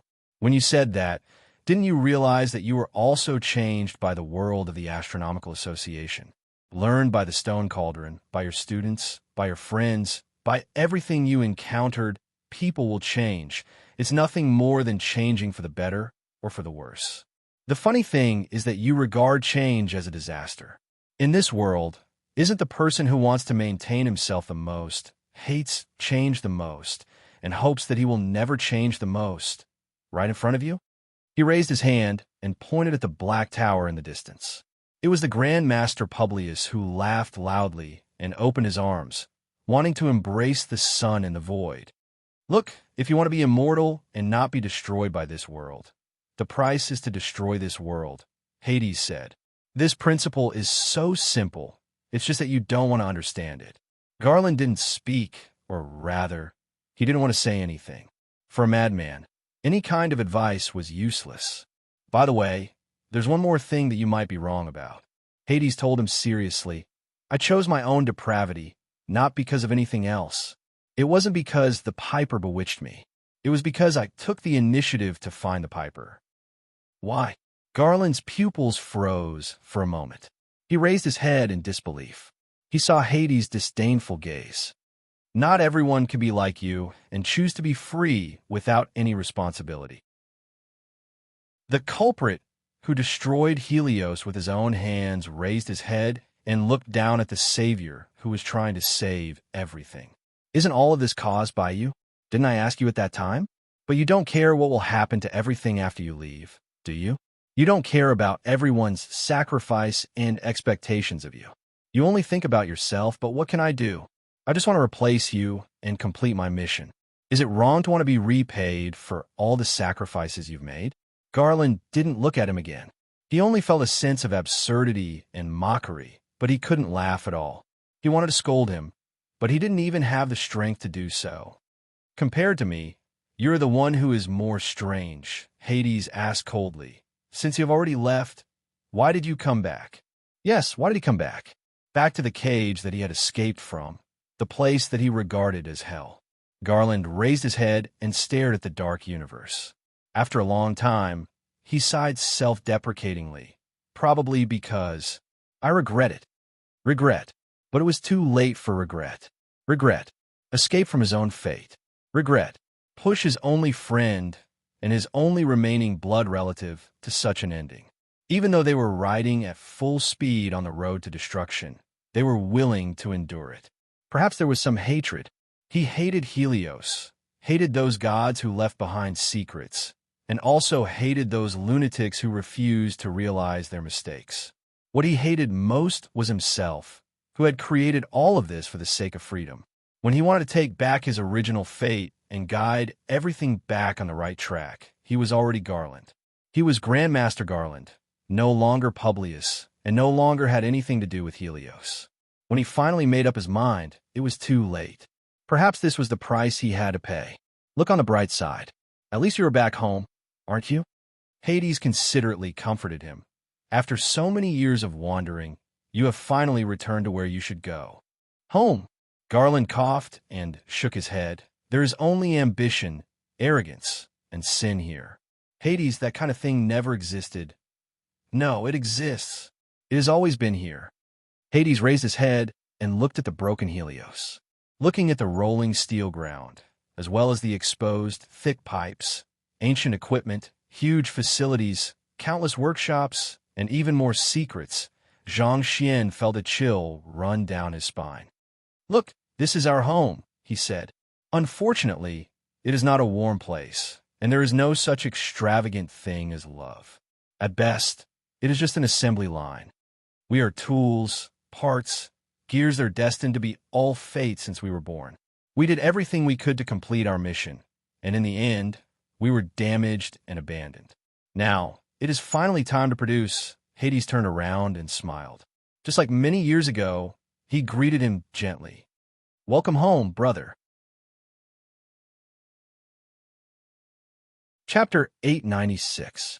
The chaotic battle soon came to an end amidst the chaos. The blood-stained twilight village was filled with cracks. Thick black smoke rose from the destroyed facilities. The melted production equipment turned into red-hot molten iron that flowed freely. It was even closer to the original appearance of hell. Huaishur heard a cracking sound coming from the surging sea of hatred. The transmission of origin form that he maintained with all his strength was interrupted for a moment. Then he lost his target. He froze in place. Only the mournful cries of the Kuanpung could be heard. In the sky, a large group of leaders who were swept by the sun's high-temperature rays let out their final song. They withered from the sea of hatred and fell. Along with their master, a rain of blood poured down. In the cracks of the earth, Ing Fangzhou opened his eyes with difficulty and saw the scythe that had pierced through his chest. There was still the last enemy, Gala the Solidifier. After a fierce and cruel battle, all his wings were broken, and he lost an arm and most of his internal organs. Even after suffering such heavy injuries, the follower of the withered king still did not die. How many times has it been, Ing Fangzhou? The 5th time? Or the 6th time? Gala laughed hoarsely. He raised his foot and stepped on Ing Fangzhou's chest. He stepped on the scythe and did not allow Ing Fangzhou to break free. His broken eye was filled with ferocity and joy. The victory and glory that he had not obtained from the several battles that his enemy had been alive had come to him after his enemy's death. Yin Zhongjuan raised his broken hand again, but he could no longer touch the enemy that was close at hand. This time I've won. Is that so? The corners of Ing Fangzhou's mouth curled up with difficulty. He looked at Gala as if he was looking at a fool. His lips slowly opened and closed, and he said, "But I haven't lost yet." When Gala was about to say something, his expression suddenly changed. There was a mournful howl burst forth. It fell from the sky. In the rain of blood, there was a brilliant flash of lightning falling from the dissipating clouds. It followed the call of its master and burst forth with the final sound of thunder. The outline of the lost water spear emerged from the lightning. In an instant, it pierced through Gala's head and tore his smile. It pierced through him and his master and nailed them to the ground.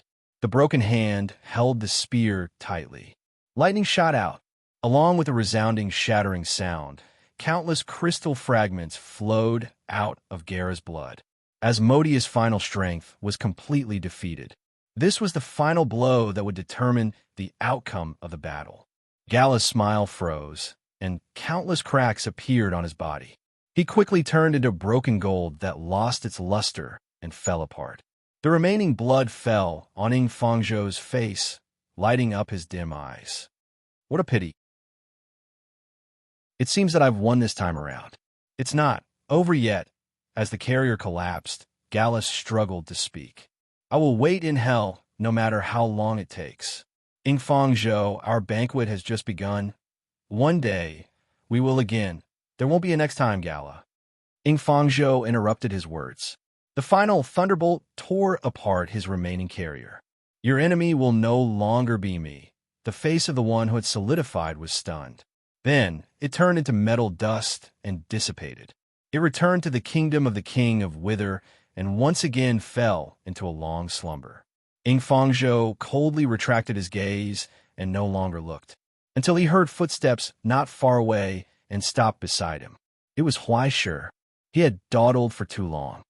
When did you come? Ing Fangzhou asked. Huaishir thought for a moment and said seriously, just now. Another lie. Ing Fangzhou sneered disdainfully and did not give him any face. Huaishir wasn't embarrassed at all. She just smiled and sat down beside him. At least I got to witness a hardy battle and record Senior's heroic bearing, right? Meaningless flattery and flattery. Were the younger generation of the current generation really reliable? Ing Fangzhou sighed. Did you see what I taught you clearly? Huaishir scratched his head and shrugged helplessly. To be honest, I forgot as I watched. I've almost forgotten everything. Why don't we do it again next time? Why don't you try again? Ing Fangzhou seemed to sneer and did not answer him. Although he was a little slippery, he was smart. At least he did not have to worry that he would be like him and not turn back. Perhaps he did not have to worry too much, but it was still too outrageous. This was what it meant by getting worse with each generation, right? He sighed silently, not knowing whether to be angry or laugh. In this silence, Ing Fangzhou quietly looked at the sky, the darkness of a universe that looked like hell. For a long, long time. Kid, is the Republic still there? Of course. The young man nodded, as if he did not understand why the senior would ask such a question. He was a little confused. It's been so many years. Everyone has spread their branches and leaves in the present realm, flourishing and thriving. It's great. Why are you asking this? Again, a lie to deceive a child? But even though he knew it was a lie, Ing Fangzhou could not help but feel a sense of relief from the bottom of his heart. It was as if dawn had finally arrived after a long wait. It was as if a heavy burden had been lifted off his shoulders. Don't admit defeat, Huaishir, he whispered softly. He murmured softly as he gripped the hand of his successor tightly. Don't be like me, but there's nothing I can do if I don't admit defeat. Huaishir was helpless. He turned around and looked at the huge sun in the distance. The enemy is something of that level. Senior, no matter how you think about it, you can't beat it, right? Then think of a way yourself. Be more mature and don't always rely on others to solve it. Are you a kindergarten child if you need guidance on everything? Ing Fangzhou wanted to scold him, but he could not help but want to laugh. Thinking about it carefully, such words, I don't think I've said it to them even once.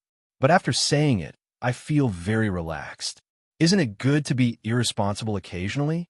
So, this time, I'll leave it to you guys to do whatever you want. Do your best, Huaishir, he said. He said, this is already your job. All right, then I'll work harder.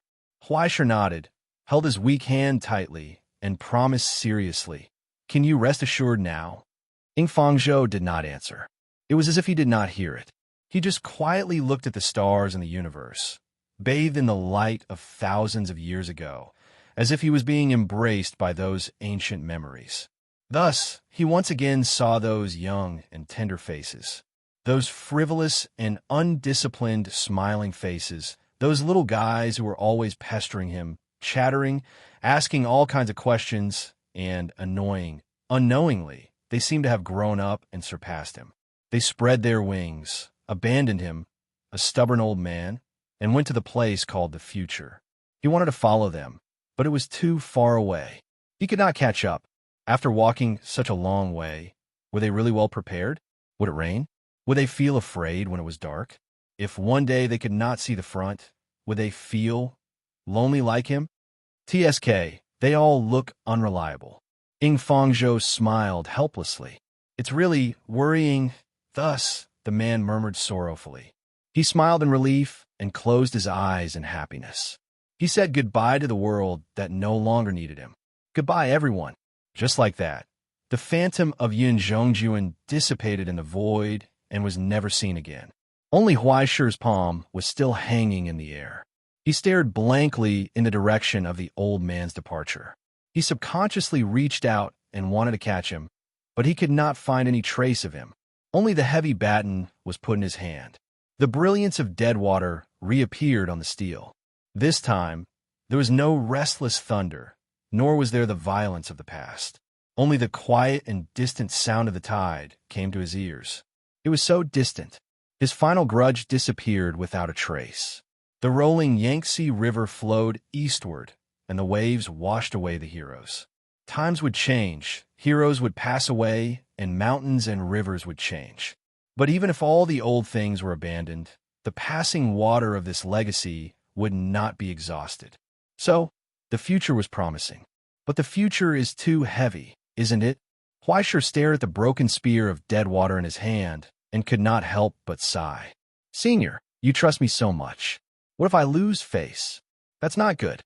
No one answered. Only the friendly giant dog next to him tilted its head and looked at him.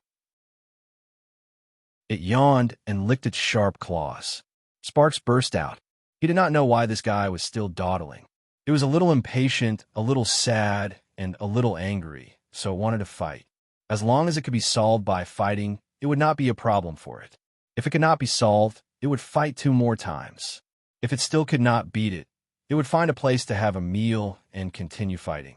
Simple and straightforward thinking was always so refreshing and enlightening. However, when Huaisha looked around, he found that in the vast twilight village, he seemed to be the only one who dared to walk out at this moment. There was also a dog, and half of the ghost's skull floating in the water tank.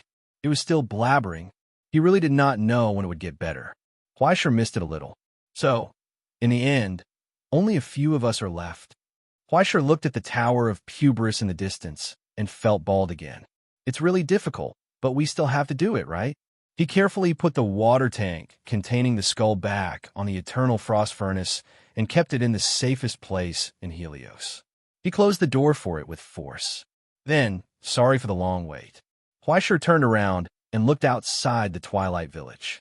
Behind a broken wall, there was a figure leaning on the ruins. Hercules. You're welcome, his opponent replied calmly. That opponent replied calmly. Stalling for time is actually more advantageous to me. It was completely different from how it used to be. With the blessing of the miracle engravings, it had regained its former state of victory. At this moment, the ancient hero was wearing solemn armor with a robe inside. He carried a heavy shield and a longbow on his back, a short sword and a long sword at his waist, and a golden fur cloak around his shoulders. The short sword given by Hermes, the longbow given by Apollo, the robe given by Athena, the armor forged by Hephaestus, and even the arrows soaked in Hydra's blood. The belt of the Amazon queen, the bronze jar with the head of Medusa, and the shield made of plaster, ivory, and gold and silver by the Vulcan. Not to mention their master. He had completed 12 great feats and stood at the top of the world as a demigod. He was the strongest warrior and the strongest hero in Greece. He was a terrifying opponent with no shortcomings and no flaws. You've become stronger. Huaisha sighed. You're so strong that I don't know where to start. We're the same, aren't we? Hercules held the hilt of his sword and looked at the opponent in front of him. If I had met an enemy like you 1,000 years ago, I would have been so excited that I would have gone crazy and wanted to kill you. It's a pity that I couldn't meet you in the past. He paused for a moment, restraining his fighting spirit, and told him, "There won't be any helpers coming to support you, young warrior. PD has already made arrangements for all the opponents, and they can't even take care of themselves now." Huaishur smiled. "And I have to face the strongest hero of Greece, right?" "Not necessarily." Hercules shook his head. "If you want to leave here, you still have time." Huaishur, "A young man like you shouldn't be killed by a phantom from the past like me.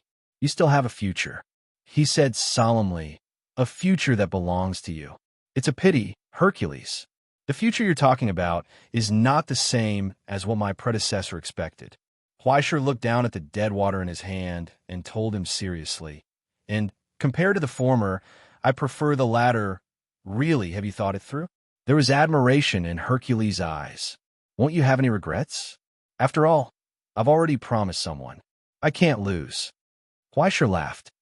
"Although it's difficult to win, if it's just don't give up, at least I could try, right? That's great. It reminds me of when I was on Argo, high-spirited." Hercules whispered. Hercules murmured softly. He took off his shield, pulled out the dagger at his waist, and solemnly declared, "Then come, young warrior. Your enemy is the beloved of the gods, the hero who has made great achievements. I am the son of Zeus, the queen of heaven, the son of Hera, the son of God." He smiled, full of ecstasy and murderous intent, and roared excitedly. "My name is Hercules, celestial genealogy, great arbiter of life, Huaishur." The young warrior picked up dead water. "Please enlighten me." As the phantom of a bull, a white horse, and a giant deer appeared behind him, the mighty crows let out a high-pitched caw. Just like that, great arbiter of life, who had returned to his prime, or even a level higher, challenged the demigod who once had an unparalleled achievement. Thunder burst out again. Supreme and Holy Oath, despite having different names, were essentially the same. The talents that were above mortals collided at this moment. After stepping into a new realm, you step and Greek's hurricane steps crossed a long distance. The collision between metal and metal set off a high-pitched caw again. Sparks burst out. This battle, which had been predestined since the first time they met, had begun once again. Chapter 897. The collision of Deadwater and the dagger only lasted for a moment. There was not even a loud noise. There was only the sound of a bubble bursting. After realizing that the surprise attack did not work, the two sides no longer poured more power into the dagger and entered stalemate. After seeing Hercules' speed again, they had a better understanding of how tricky Hercules was. Whether it was the Supreme Tier's Symphony, which could release power from any direction of the body without any blind spots, or the nameless Sacred Oath, which could compress multiple powerful attacks into a short moment, they were all unpredictable skills. If Hercules did not change his moves and could not react in time, Hercules would seize the opportunity and break his defense in an instant. Huaishur retreated and chose to defend himself. Hercules' figure had disappeared from where he stood. There was only the sound of the wind behind him, but Hercules' movements were even faster than the wind. The dagger, which had been buffed by Hercules, became swifter and swifter, launching an attack from the back without any gap. Huaishur seemed to have eyes on the back of his head. He raised the sword of virtue and blocked the killing blow with the heavy blade. But before he could fight back, Hercules' figure flashed in front of him with his strange footwork. The moment Hercules' hands were unable to defend himself, the dagger aimed at his face and slashed down. Huaishur's eyes widened as he looked at the approaching dagger. Suddenly, he opened his mouth and gritted his teeth. The light of gold and iron emerged between his teeth, and the flame of the axe of wrath burned fiercely. It collided head-on with the dagger without flinching, and the loudest sound of steel since the beginning of the battle burst out. Hercules returned without success. Huaishur's vision turned black, and he felt that his teeth were about to fall out. But the premonition of death still lingered in his heart. He raised his hand subconsciously and slashed the sword of virtue to the right. It was as if he had slashed a speeding truck. The tremendous force burst out again. In an instant, he could not hold the dagger tightly, and the dagger slipped out of his hand. However, Hercules did not stop there. He was even accelerating. There was not even a moment's gap. Hercules' phantom appeared behind Huaishur again, but this time, he appeared in front of Huaishur at the same time. In the air, the real short sword in his hand was aimed at Huaishur's back and head, and he swung it down. This was the terrifying move that instantly beheaded all of the Hydra's heads, the true form of the holy oath. In a hurry, Huaishur only had time to reverse Deadwater and turn around with all his might to block the sword that was stabbing towards his back. However, the sword that was slashing towards his neck was already very close. If you walk by the sea all the time for your car to overturn is finally here. He was going to be beheaded. Huaishur opened his mouth helplessly as the murderous intent approached him inch by inch. His loosened gums were unable to bite down on any weapon to resist this attack. But it didn't matter. At the very least, he could reveal a brilliant smile to his opponent and show them how happy he was right now. Because in front of Huaishur, behind Hercules, the dog also laughed. This was Hercules' real counterattack. In his heyday, the true legendary hero, Hercules possessed terrifying power. Even if Huaishur had not experienced it, he was already infinitely vigilant and fearful of it in his heart. After the user's state improved, the limit of the holy oath that could complete 3 strikes in an instant would naturally increase. 4 strikes? 5 strikes? 6 strikes? Without experiencing it personally, who would know how exaggerated Hercules could reach? One must know that the legendary Hydra had 9 heads. He had to create an opportunity to suppress this move. He had to be on guard against this move. At the same time, he had to let his opponent fall into his trap. In this way, using himself as bait, when Hercules was the closest to success, Huaishur's counterattack finally came. Now it was in midair, below Hercules. Bichimos, the incarnation of pain, opened his mouth.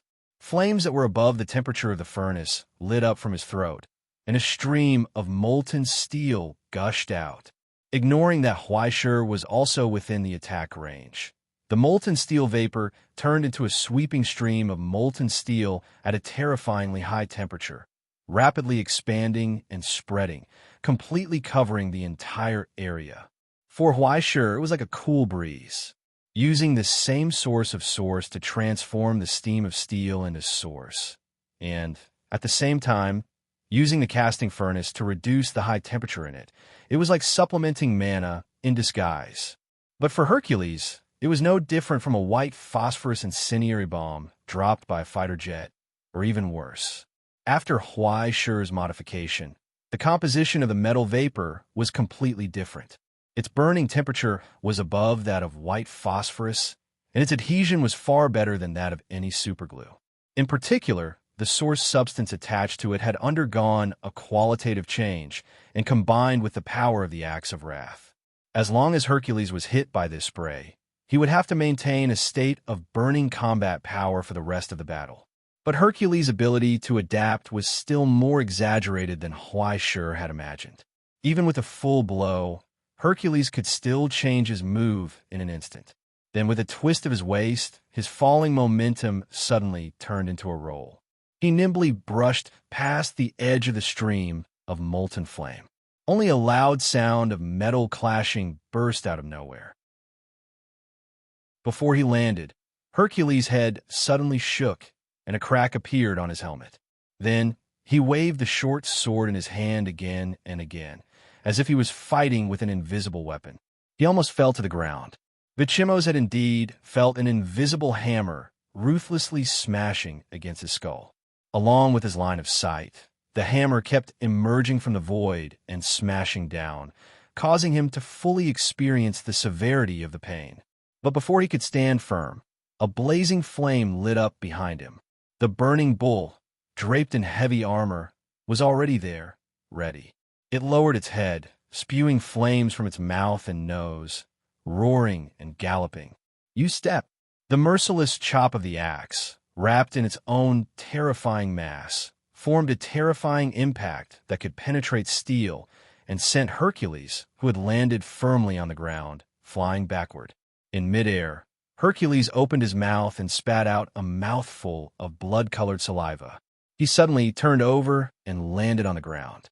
Then, as if a rainstorm had descended, hundreds of puncture marks appeared on the ground around him, and countless flowers and plants grew out of them.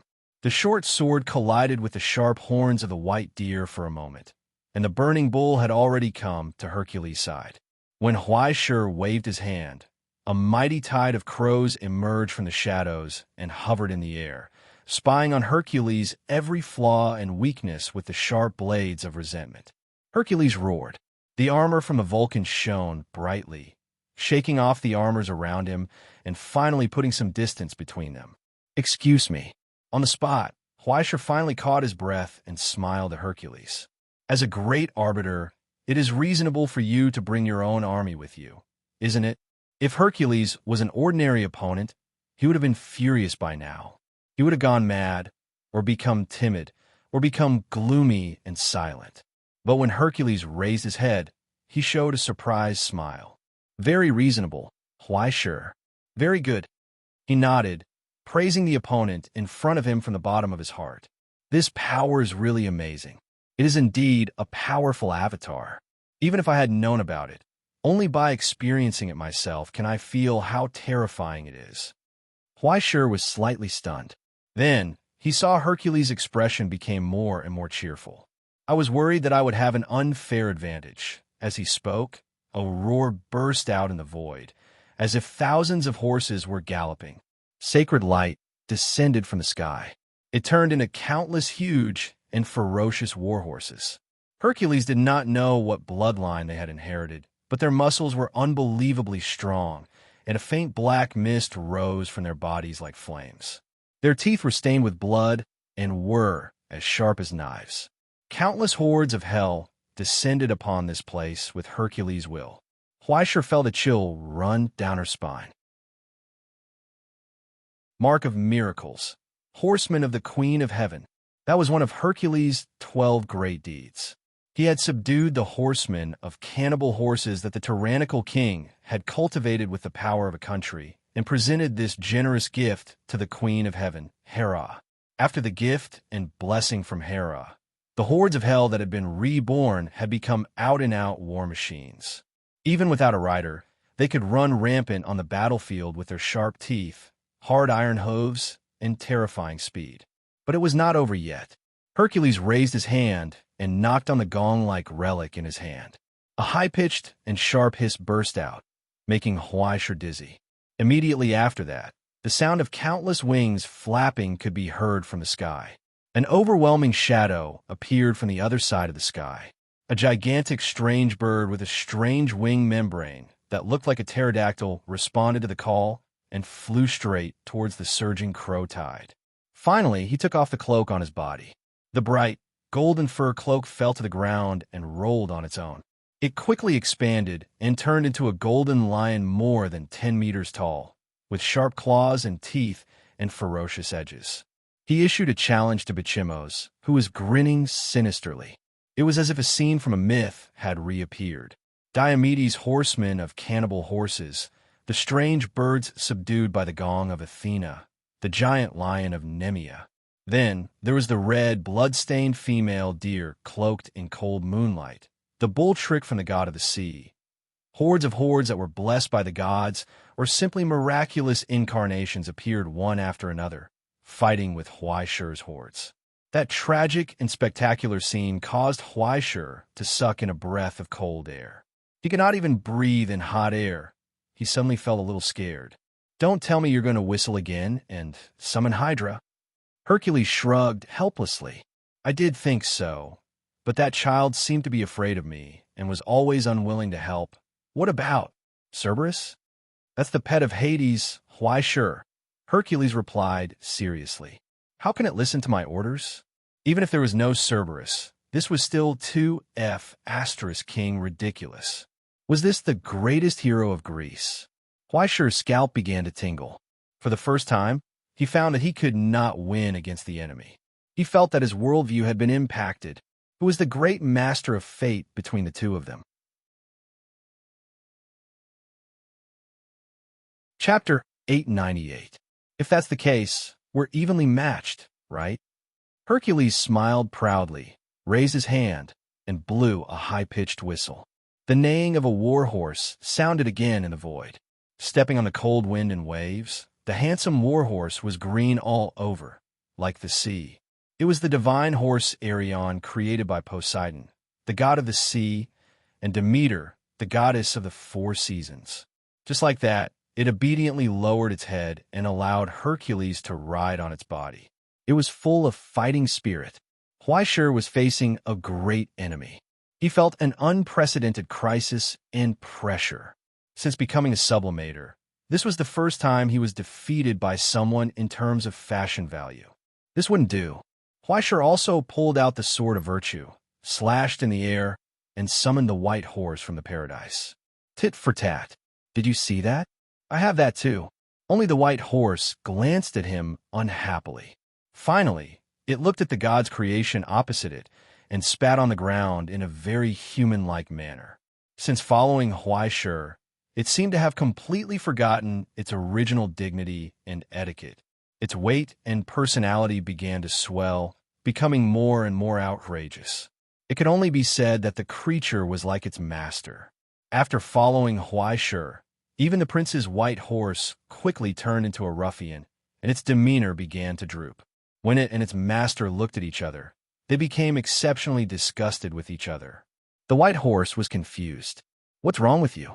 Why did you provoke this kind of thing that you can't beat? Huaishur was even more confused. What's wrong with you? Why did you come with a horse? How can a group of horses solve the problem at this time? I'm asking you to go to Xianlai Buddha to get reinforcements. The white horse glared at him with even more grief and indignation.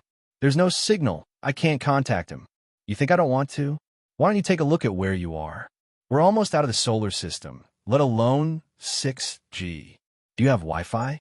The man and the horse looked at each other speechlessly, for words appeared in their minds. It's over. On the divine horse Arion, Hercules, who was calm and composed, raised his head and asked, "Now, are you ready?" "No. Wait a little longer. I'll definitely do it next time." "Okay." Huaishur sighed and looked back. She thought for a moment, then asked seriously, "What's the matter?" "To be frank, Brother Hai, you and I hit it off at first sight. It can be said that we are close friends. But there's something I don't quite understand. Can you explain it to me?" Hercules nodded calmly, but his eyes were fixed on Huaishur, just like a hawk before it started its hunt. He did not relax in the slightest.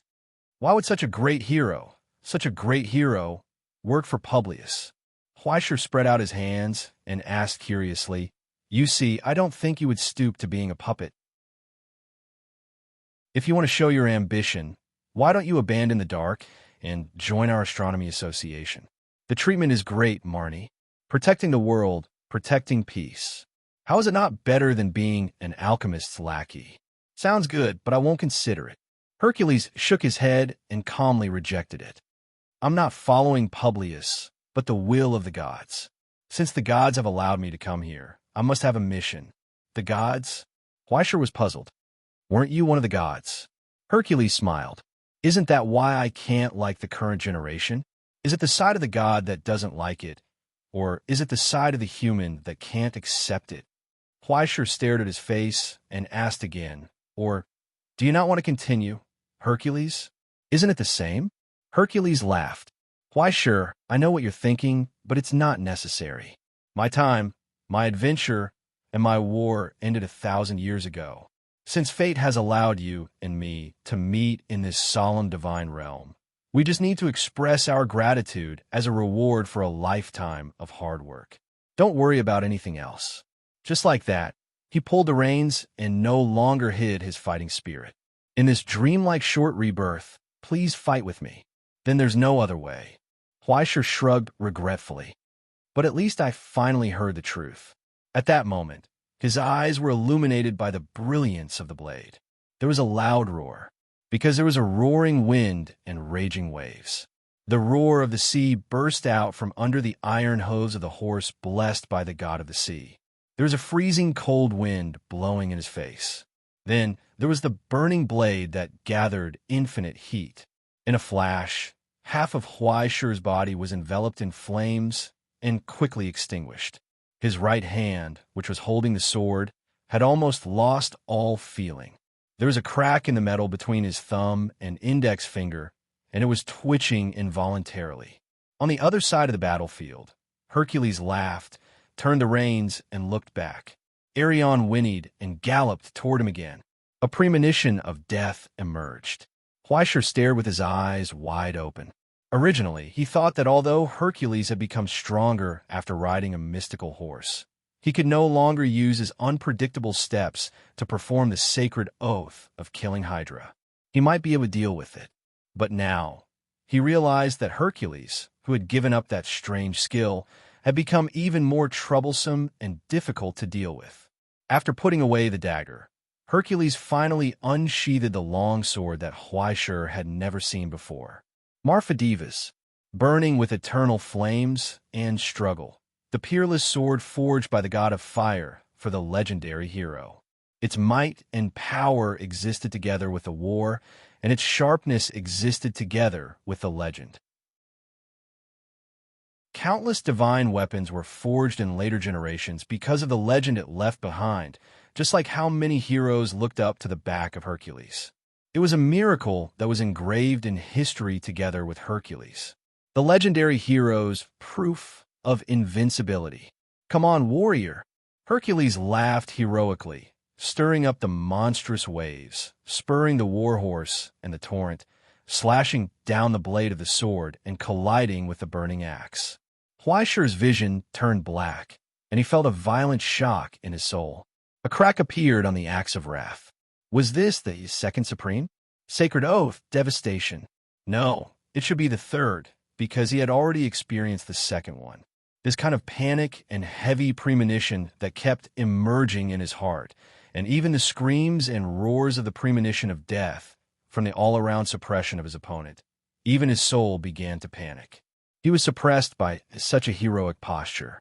From the bottom of his heart, he feared his opponent and felt that he could not win.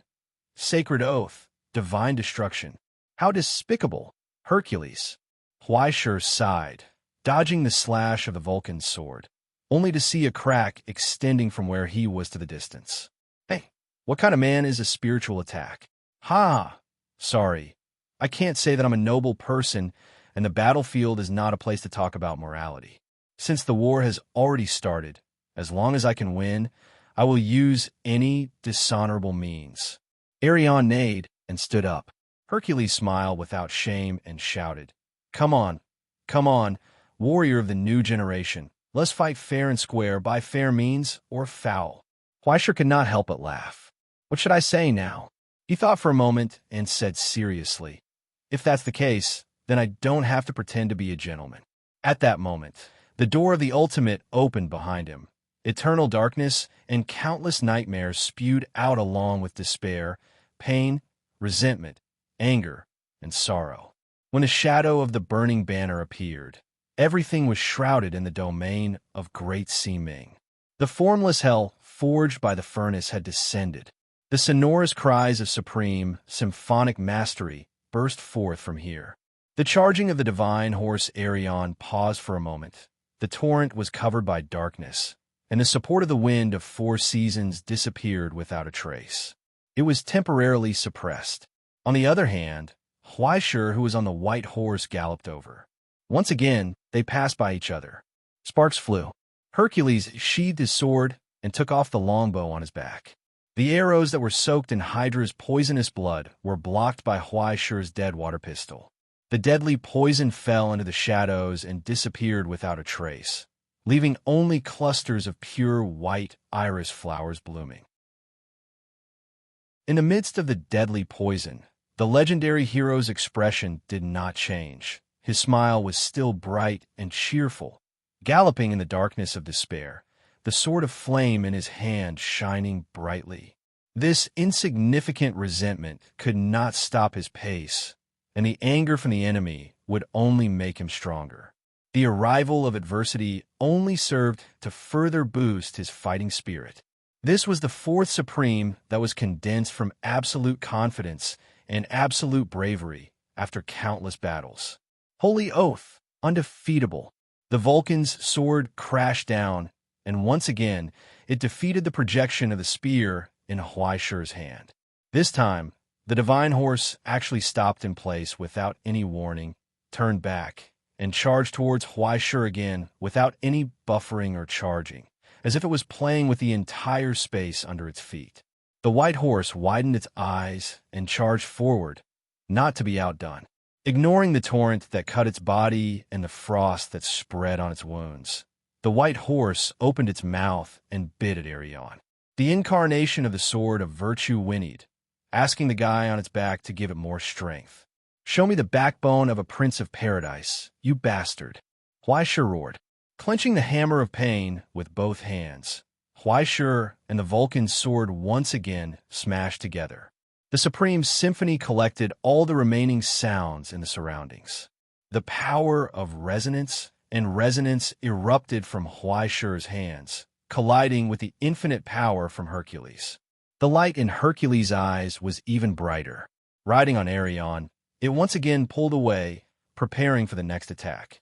But this time, Huaishur actually chased after it. Without any warning, the darkness under Arion's hooves suddenly boiled. The giant python that had been dormant for a long time shot out, entangling it.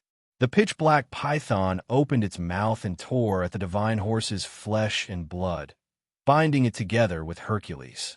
This is Hercules' eyes widened in shock. He did not expect this. The rope of sorrow. This was the trump card that Huaishur had been hiding in the dark for a long time. The rope of sorrow. The axe of wrath turned around, drawing a fierce arc in the air and chopping down at Hercules' head. At this critical moment, Hercules suddenly took a deep breath and roared. A red glow appeared under his bronze skin, and he forcibly tore open a gap in the giant python's shackles. Such restraint was indeed terrifying, but it was not Laocoon here. The Vulcan's sword blocked the axe of wrath. At that moment, he heard Huaishur shouting with all his might, "Beelzebub!" Chapter 899. With Huaishur's shout, the village of dusk in the distance shook violently. The armor in the middle of the tower of the eternal frost core fell off. Countless complicated machinery extended from it and quickly expanded, turning into the familiar silhouette of a pistol that Huaishur was very familiar with. Super small judgment organ, arm it. There was no need to predict or aim. Osiris, who had been waiting for a long time, had already locked on a Hercules. At this moment, when Huaishur gave the order, 6 bullets were fired in a row. The green light of judgment instantly crossed a long distance and shrouded all the vital parts of Hercules. Huaishur grinned proudly. What did it mean that no matter how strong one's kung fu was, it could not defeat a Westerner? Wait a minute. He was dumbfounded, because in the entanglement of the shackles, Hercules opened up a new gap, raised his shield, and blocked the 4 light of judgment. The rest was also blocked by the armor forged by Vulcan. Only 2 cracks and impressions were left. But then, Hercules heard the sound of wind breaking through the air. It was Huaishur, on the white horse. The young opponent propped himself up in exasperation, squatted on the saddle, and flew toward him. Did he think he could take advantage of this? What a joke! Even though he was bound, and his arms could no longer react, he was not without the slightest resistance. Ignoring the piercing of the pike of compassion, Hercules raised his head and smashed it at the young man in front of him. The blade of the pike penetrated the arm in front of his throat, leaving a strong poison that went deep into the bone marrow. Meanwhile, Hercules' head had smashed into Huaishur's chest. It was like being hit by a cannonball. Huaishur was sent flying backward. It was too rash, too radical a tactic, and turned this blow into a gamble. Now, he was in midair, and there was no way to escape. With all his strength, Hercules forcibly tore off the chains binding his body amidst the hissing of the giant python. He raised his hand, opened the copper jar at his waist smoothly, and pulled out a killing move that could determine the outcome of the battle. The head of Medusa. Within a range of 2 to 10 meters, there was no space to dodge. This was also the range where the curse was the most powerful. As long as one was stared at by the eyes of this legendary monster, even he would freeze for a moment. Victory and defeat had been decided. Then, In that instant, he discovered that he had been petrified. The solidified gray color quickly spread over his body, and in his hand, the coquettish head with long viper hair was actually facing him. That gorgeous face was sneering at him, mocking the legendary hero's carelessness, when, just a moment ago, or perhaps it was even earlier than that. When Huaishur found that Hercules had become his enemy, he began to think about how to defeat this legendary hero, just as the resurrected legend was patiently collecting information about him. This was Huaishur's greatest advantage. As an existence who had left his illustrious name in history, everything about him had long been recorded in history. Countless secrets could also be seen at a glance in the database of the Astronomical Association. Through searching the offline content, Huaishur knew everything like the back of his hand. 12 great achievements, the blessings of the gods, all kinds of terrible moves and skills, and even all kinds of weapons and trump cards. He was prepared for all of them. But among them, what he feared the most was not the Vulcan sword, nor was it the terrible swordsmanship that had once killed the Hydra in an instant. It was the existence of the head of Medusa. In the myths and legends of Greece, this was simply a bug-like weapon. The moment one was stared at by the pair of cursed eyes, no matter what kind of holy beast or powerful enemy the enemy was, they would be petrified by endless resentment. The weak ones would be directly turned into stone, and the strong ones would be even more tragic. When fighting with such an opponent, even a moment of delay would be the end of him. Even if Huaishur had extremely high resistance to all curses, he did not dare to bet on whether he could be immune. He had to be prepared, but he did not have any weapons gifted by the gods, nor did he have any equipment related to mirrors. If he simply made an ordinary mirror, he would probably be pierced by the eyes in an instant. Therefore, he had to be careful from the beginning to prevent the opponent from using this kind of attack. He had to keep a distance, ensure that he had the ability to react at any time, and ensure that the opponent did not have time to use this kind of power. Otherwise, once he was controlled, the outcome would be worrying. Therefore, the moment when the self-sacrificing attack did not work, Huaishur did not feel despair or fear. Instead, it was a flash of inspiration that even amazed himself.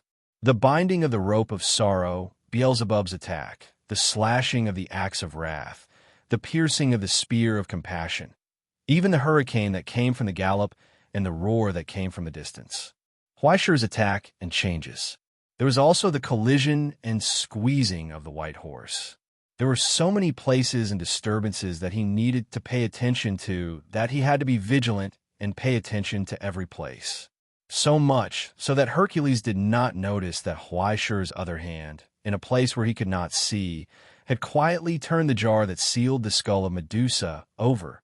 He did not take it away, because this was already a miracle mark that was bound to Hercules. He did not destroy it, because Athena's copper jar could not be destroyed in a hurry.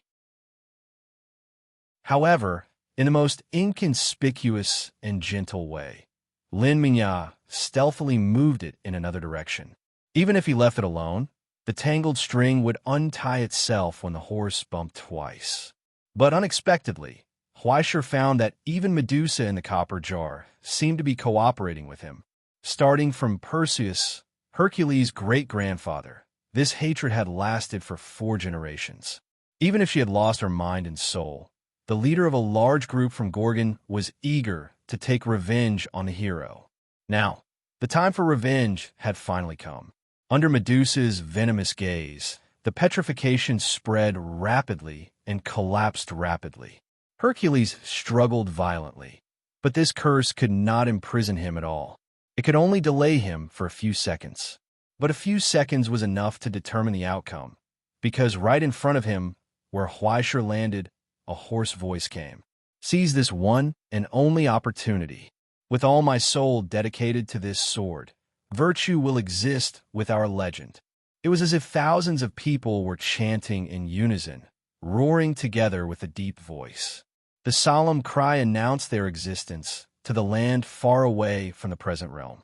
With the infusion of a massive amount of source substance, a pure glow rose and extended straight to the sky, stirring up a hurricane like a rising flame. Hercules' power burst out again, causing the petrification that imprisoned him to collapse even faster.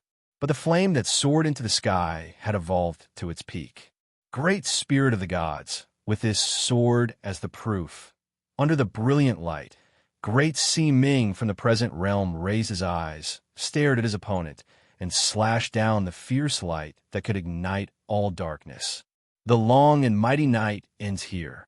With Huaishur's summon, the surging brilliance gathered and raged, completely engulfing the figure on the mystical horse. Amid the light and flames, Arion's tragic screech came. Soon, it evaporated into thin air. But then, another figure staggered out from the blazing light, taking the slash of the light from the sword of virtue head-on. The figure took a step forward, step by step, and moved forward. There were burn marks on the cracked face. However, in that pair of calm eyes, there was an unprecedentedly high fighting spirit, shrouded in flames and broken marks. The heavily wounded Hercules raised the Vulcan's sword again and broke through the burning of the light stream. "You can still fight back?" The stalwart figure was reflected in Huaishur's rapidly shrinking pupils. In an instant, it was within reach. Slash! That horrifying and terrifying counterattack crushed Huaishur's hasty block. He tried his best to retreat, but the blade of the sword left a crack on his cheekbone. Before the blood could seep out, it had evaporated. Huaishur suddenly stood still, and in his hands, the projection of the weapon appeared. In the boundless steel wasteland, a thunder-like heartbeat suddenly sounded.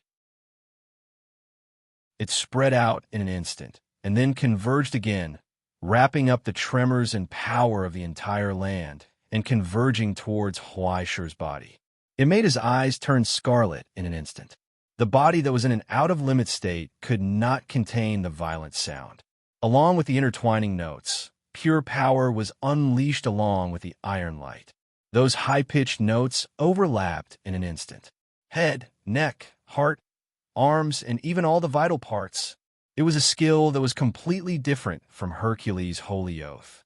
It was not an instant attack on 9 positions, but the 13 chords that overlapped 9 attacks in an instant. Mastery symphony. What's there to be afraid of when you're in critical condition? Come on, let's fight. And so, from the cracked body, there was a hearty laughter. Hercules' eyes were burning as he slashed his sword at the enemy close at hand. The high-pitched sound of the collision of iron light continued to spread. He let the insignificant steel slash on his body, pushing his broken body further to destruction. The Vulcan's sword moved forward with irresistible force. It pierced Huaishur's chest. At that moment, Huaishur acted as if nothing had happened. She gripped the falling, passing water tightly, aimed a sharp tip at Hercules' heart, and thrust it out. They collided, and blood spurted out from Hercules' heart, dyeing dead water red. Hercules' eyes widened in confusion. He leaned on Huaishur's shoulder and lowered his head, but he could not see the Vulcan's sword piercing out from Huaishur's back. In front of Huaishur's chest, under the torn clothes, the door to the ultimate opened silently. In the middle of his chest, Huaishur was familiar with the place. It swallowed the sword of raging flame. When Huaishur pulled back, the sword of raging flame reappeared from the darkness of the ultimate. Until now, the raging flames and heat burst out from the ultimate, causing blood to ooze out of Huaishur's mouth and nose, and he coughed violently. Black smoke and sparks were spat out from his mouth. The remaining flesh of the beast of eternal life began to expand rapidly and invaded Huaishur's body, but it could not shake his soul. Instead, it repaired the broken body and made it whole again. With the help of this indescribably terrifying sword, the last bit of remnant was finally digested under the torment of divinity. Huaishur raised his hand and wiped the blood from his nose. He lowered his head and looked at the fallen hero. "Sorry," he said. "I've been tricked." Hercules came to a realization and sighed self-deprecatingly. "Did I lose this time? It's just a carrier made by a dungeon. How can you talk about winning or losing?" Huaishur shook his head. "I took advantage of you. You are the Hercules of the 12 great undertakings." Hercules smiled, slowly, and shook his head. Aren't you immortal too? He coughed and whispered softly. On a fair battlefield, we carried out the fairest contest without reservation and came to this indisputable result. Why sure, you have defeated me. You held back, didn't you? Huaisher said. Ha! What nonsense are you talking about? Hercules asked in return. Do you think I'm a soft-hearted person, but you didn't go all out, did you? Huaisher calmly asked in return. It's enough. Huaisher, it's enough. Hercules gasped and whispered in satisfaction. This is a dream. It's enough to be able to fight with a warrior like you. As a phantom of the past, as the remnant of the former Hercules, as a legendary hero's dungeon. Could there be a more pleasant ending than this? After a hearty battle, a dispute of mutual deception, both sides went all out, and unscrupulous in a battle of full concentration. In this lonely boat in the vast space. For a moment, he actually felt that he was alive. He really came back to life, burning in this ancient era, continuing the glory and brilliance of the past. There was no better result and reward than this. His time had come to an end. This was the last glory. It's a perfect ending. Blood gushed silently from his mouth and nose, and he breathed with difficulty. However, his eyes were gazing at the distant universe, staring at the vast expanse of stars. He was attracted by the resplendent light. He suddenly became curious.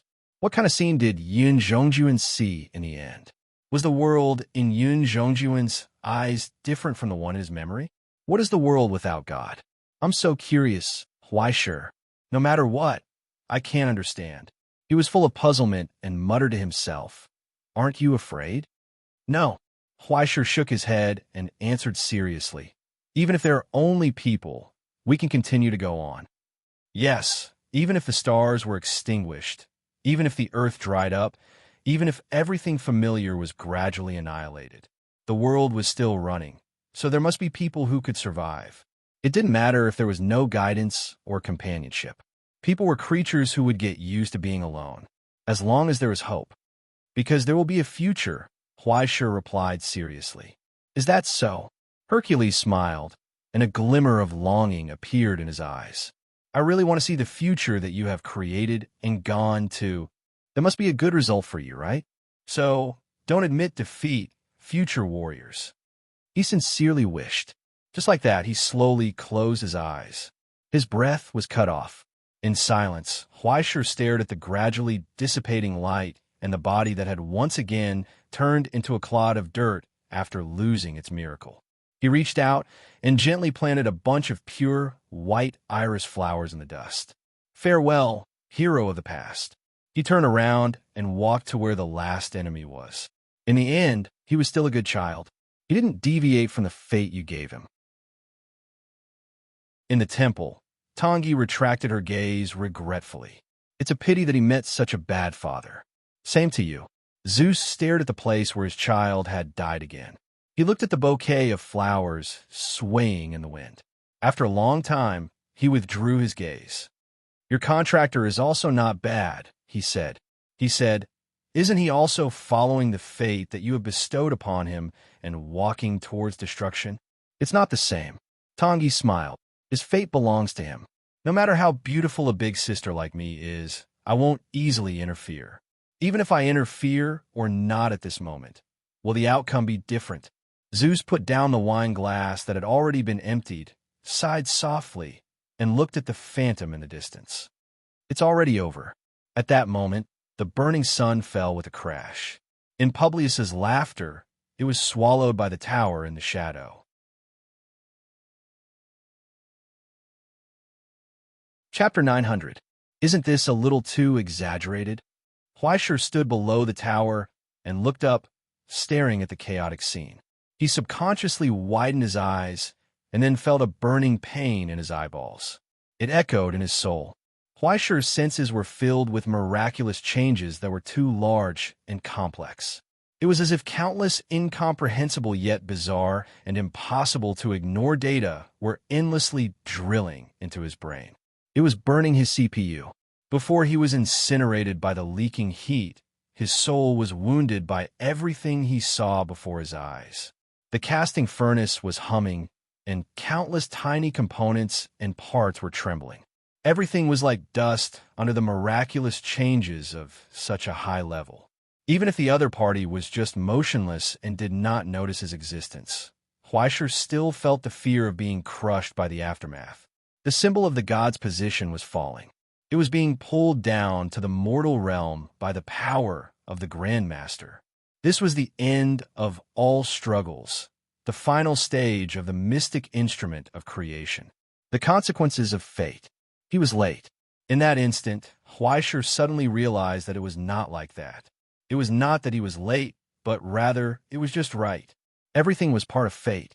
Reconstructing the existence of the gods did not only require power, but also countless prerequisites and harsh requirements, just like the cultivators in novels who had transcended tribulation and ascended. The right time, the right place, and the right people were indispensable. Publius had waited for such a long time, and finally grasped the right time, and the right place was guaranteed by Helios. But in the end, fate, which represented the right people, was not to unite the wills of the people into an impregnable fortress, or to form a precise union. Instead, it was to start a struggle. Whether it was the natives of Helios or the alchemists who had ascended to Helios, everyone who was pushed to set foot on this land by their own needs, wishes, or fate was part of the ritual. It began with a struggle and ended with a struggle. In short, it was the process of eliminating all irrelevant external causes and variables. Even the showdown before the gods that Tangi had modified was just a part of the ritual, and it bought Huaisher crucial time to develop. But the ritual itself had never changed. When a struggle came to an end, the results of the ceremony would also be revealed. From the moment Garland failed, there was no longer anyone in Helios who could stand in Publius' way. Not even Huaisher could do it. No matter who won the battle between him and Hercules, he would eventually help Puberus complete the last step of the ritual. When all the changes were over, Publius's fate was finally cleared of all the dust. It turned into a flawless and transparent container to contain this immortal cornerstone. Now, right in front of Huaisher's eyes, the tower made of shadows cracked open with a rumble, like the open mouth of a vicious beast. Under the pull of blood, the sun wheel was completely swallowed into its belly. Thus, all darkness and light annihilated each other. A glorious silhouette slowly emerged from within. It was just like the David sculpted by the Grandmaster Michelangelo himself. The perfect posture of a human body emerged from the collapsed ruins. The posture that contained the beauty of divinity was undoubtedly the manifestation of the image of a god. When Publius looked forward again, his indifferent gaze shrouded Huaisher, who was struggling to stand in front of him. There was no need to move, speak, or even think. The moment Huaisher was covered by the gaze from above, an invisible pressure had already descended on his body and soul. It had nothing to do with the magnitude or insignificance of power, the lack or abundance of divinity. It was purely a difference in quality. The stigmata was a product created by imitating the authority of a god, and it could not be compared to a real god. Just like the double-slit experiment in the laboratory, under the gaze of the strong observer, the probability cloud began to collapse. Huaisher's soul trembled violently, and he felt the invisible gaze like a torrent, almost destroying him. His consciousness was evaporating. "You're in the way." The moment Publius furrowed his brows, an invisible repulsive force suddenly burst forth. The disdain and resistance from the god caused Huaisher to fly backward and roll on the ground in a sorry state. He was suppressed by the invisible pressure, and after smashing through several walls, he fell to the ground, unable to get up. But Publius' gaze did not linger on him for even a second. It would be better to say that Huaisher was standing in front of him. When he raised his head and looked at the place where Huaisher had originally been, his gaze penetrated the long distance and countless insignificant dust particles. It crossed millions of miles. He looked at the location of the present. Therefore, at that moment, there was a glow of excitement in his eyes. He finally felt that indescribable attraction. It's calling me, that world was calling out to him. It was calling out to the return of the god. This was the proof of his status as a god, the symbol of Publius' success. At that moment, accompanied by Publius' laughter, Helios burst forth with a loud rumble, and the broken sun chariot was forcibly awakened, draped in a resplendent halo of light. Finally, it broke free from Jupiter's enormous gravitational force and began to patrol once more. Towards home, has it finally begun? Hades raised his head and looked at the countless twinkling stars. He had already foreseen what was about to happen. The return of the sun Publius was responding to the call of the heavens, and he began to return to his original position. He was returning to the present, source substance, spirit essence, and transformation. These were the three major axes of the present. Just like the myriad of things born from the pillar of transformation and the silver ocean born from the pillar of source substance, the gods originated from the crystallization of the pillar of spirit essence. They were created by the heavens, but at the same time, they were also bound by the heavens. From the moment they were born, they were tightly bound together. It could be said that they themselves were an extension of the pillar of spirit essence, a part of the present. No matter how the world changed, no matter how different the forms of the gods were, the gravitational force between them would never change. And this power, which came from the same source, would never be rejected by the present. It was just like when he received an appointment and went to take it. Publius would set off under the call, following the resonance of this gravitational force, and set off toward the present. He would return to the world waiting for him to govern. At that time, he would gradually obtain the heavenly fate and authority that he deserved. He would no longer be an empty vessel that only had a noble body, but would become a genuine god in the human world. There would be no obstructions along the way, and even the three great seals would be useless. This was because the sun god himself was a part of the present, and now he was merely responding to the call and returning to the present. But for the people of the present, this might not be the gospel of salvation. At this moment, as the sun chariot, under the control of the sun god, Helios was no different from a brand new god-made Sunday, not to mention the influence of the gods themselves and the terrifying high temperature surrounding their corona. Just its pure mass alone, once it fell into the present, would cause irreversible damage to the atmosphere. And then the impact would cause an uproar in the crust that would not be inferior to a magnitude 12 earthquake. Not to mention, the sun god himself was a huge threat to the three great seals. At this moment, for the present, Helios would become a major threat flying in from outside the Earth, a terrorist attack weapon that was enough to cause heavy damage to the present ecosystem. After meeting this standard, then soon, the existence of Helios would fulfill the prophecy from the Silent One stone tablet, and he would be officially given another layer of symbolism, destruction of Su Apophis. At this moment on the moon, the ring of the heavy mass cannon lit up with dazzling electric light. In the crust of the moon, dozens of nuclear power plants hidden deep under the ground began to overload, continuously providing enough energy for the giant cannon to store power. Every minute and every second, enough power to completely vaporize an entire city from the surface gathered here, waiting. Under the shroud of the huge magnetic field, the giant alloy ingot with the mass of a mountain was also suspended in the vacuum of the universe, trembling violently, waiting for the command to fire. Probe data collection completed. In the command room at the deepest part of the Earth's crust, an observer turned back and reported loudly, "An unknown signal has appeared from Helios. It has been confirmed to be a compound characteristic of Beta 2 and Delta. It is speculated to be the divine transformation of the alchemists." In the command room above, the silent, middle-aged man asked, "What's the progress?" "It's almost complete," the observer reported. "The coordinates of Helios have begun to move." A short silence came. The old lady on the right, the representative from the Stoneware Society, was stunned for a moment, and then could not help but ask, "Grandmaster, what about Grandmaster Garland's signal?" After the last appearance 2 minutes ago, he fell into silence, and lost his response. She was stunned and did not speak for a long time. At the end of the long table, the head of the Moon branch of the Command Bureau stared at the data before him, slowly tapping the table, and suddenly asked, "What about the preparation of the heavy mass cannon? It's done, ready to fire at any time. Keep it warm and wait for orders."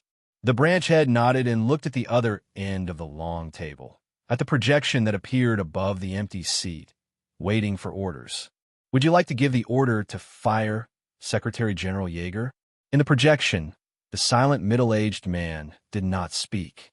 He just silently stared at the screen in front of him, carefully observing the solar wheel that was slowly approaching the scene. Finally, he looked at the list on the table. From top to bottom, he counted every member who boarded Helios, and finally stopped for a moment on a certain insignificant name. "Wait," Yeager said calmly. "Wait a little longer." Chapter 901. The Door of Merchants and Alchemists. I'm afraid that the Astronomical Society has already activated the Earth-Moon defense system, right? Maybe some super sci-fi weapon is already aimed here. And then, in the illusory temple, Tangi gestured with a pistol and said, "Then there will be nothing left." Zeus looked up at her. "You don't care about your contractor being smashed to pieces at all? Or are you really going to push him to his death?" "No. If you want to talk about it, you have more confidence in the conservative bureaucracy of the Directorate of Command, don't you think?" Tangi shrugged. If it wasn't for the most critical situation, they would never take irreversible measures. Now, maybe they're still waiting and watching. They're mortals after all. Zeus sneered disdainfully. Waiting for what? Waiting for a miracle to happen? You can't say that. Tangi held her chin, blinked, and smiled. Waiting and hope are the most beautiful things in the world, aren't they? Mortals pray for miracles, but miracles never work for the gods. Zeus was still cold. Even if a miracle stands on their side, it won't work. As the source of power, the stigmata was essentially the manifestation of miracles. But miracles were useless to the gods, and the gods never expected miracles to appear beside them. This was because miracles were nothing more than their reflections on the ground. The essence of the gods was already in existence above miracles, and they were the beloved children of the present. Relying on such things to fight against the gods was no different from hoping that the shadows on the ground could defeat the gods. What a joke. Hubris didn't need any other power at all, because even if he only had a divine seat now, he was still invincible like a cheating device. Only another god, or a relic of authority forged by a god, could hurt a god, or a natural enemy who possessed the god's wedge, which was equivalent to a god's position. Apart from that, everything else was just the moon in the mirror or flowers in the water when compared to a god. Unfortunately, there was none of those things in the present Helios. Even Helios itself was under the control of Hubris. Could it be that I've misjudged him? Zeus asked, "Your contractor, what god's blood descendant is he? He has the status of a demigod and can touch the realm of the gods and cause harm to Hubris? Isn't that a bit too much?"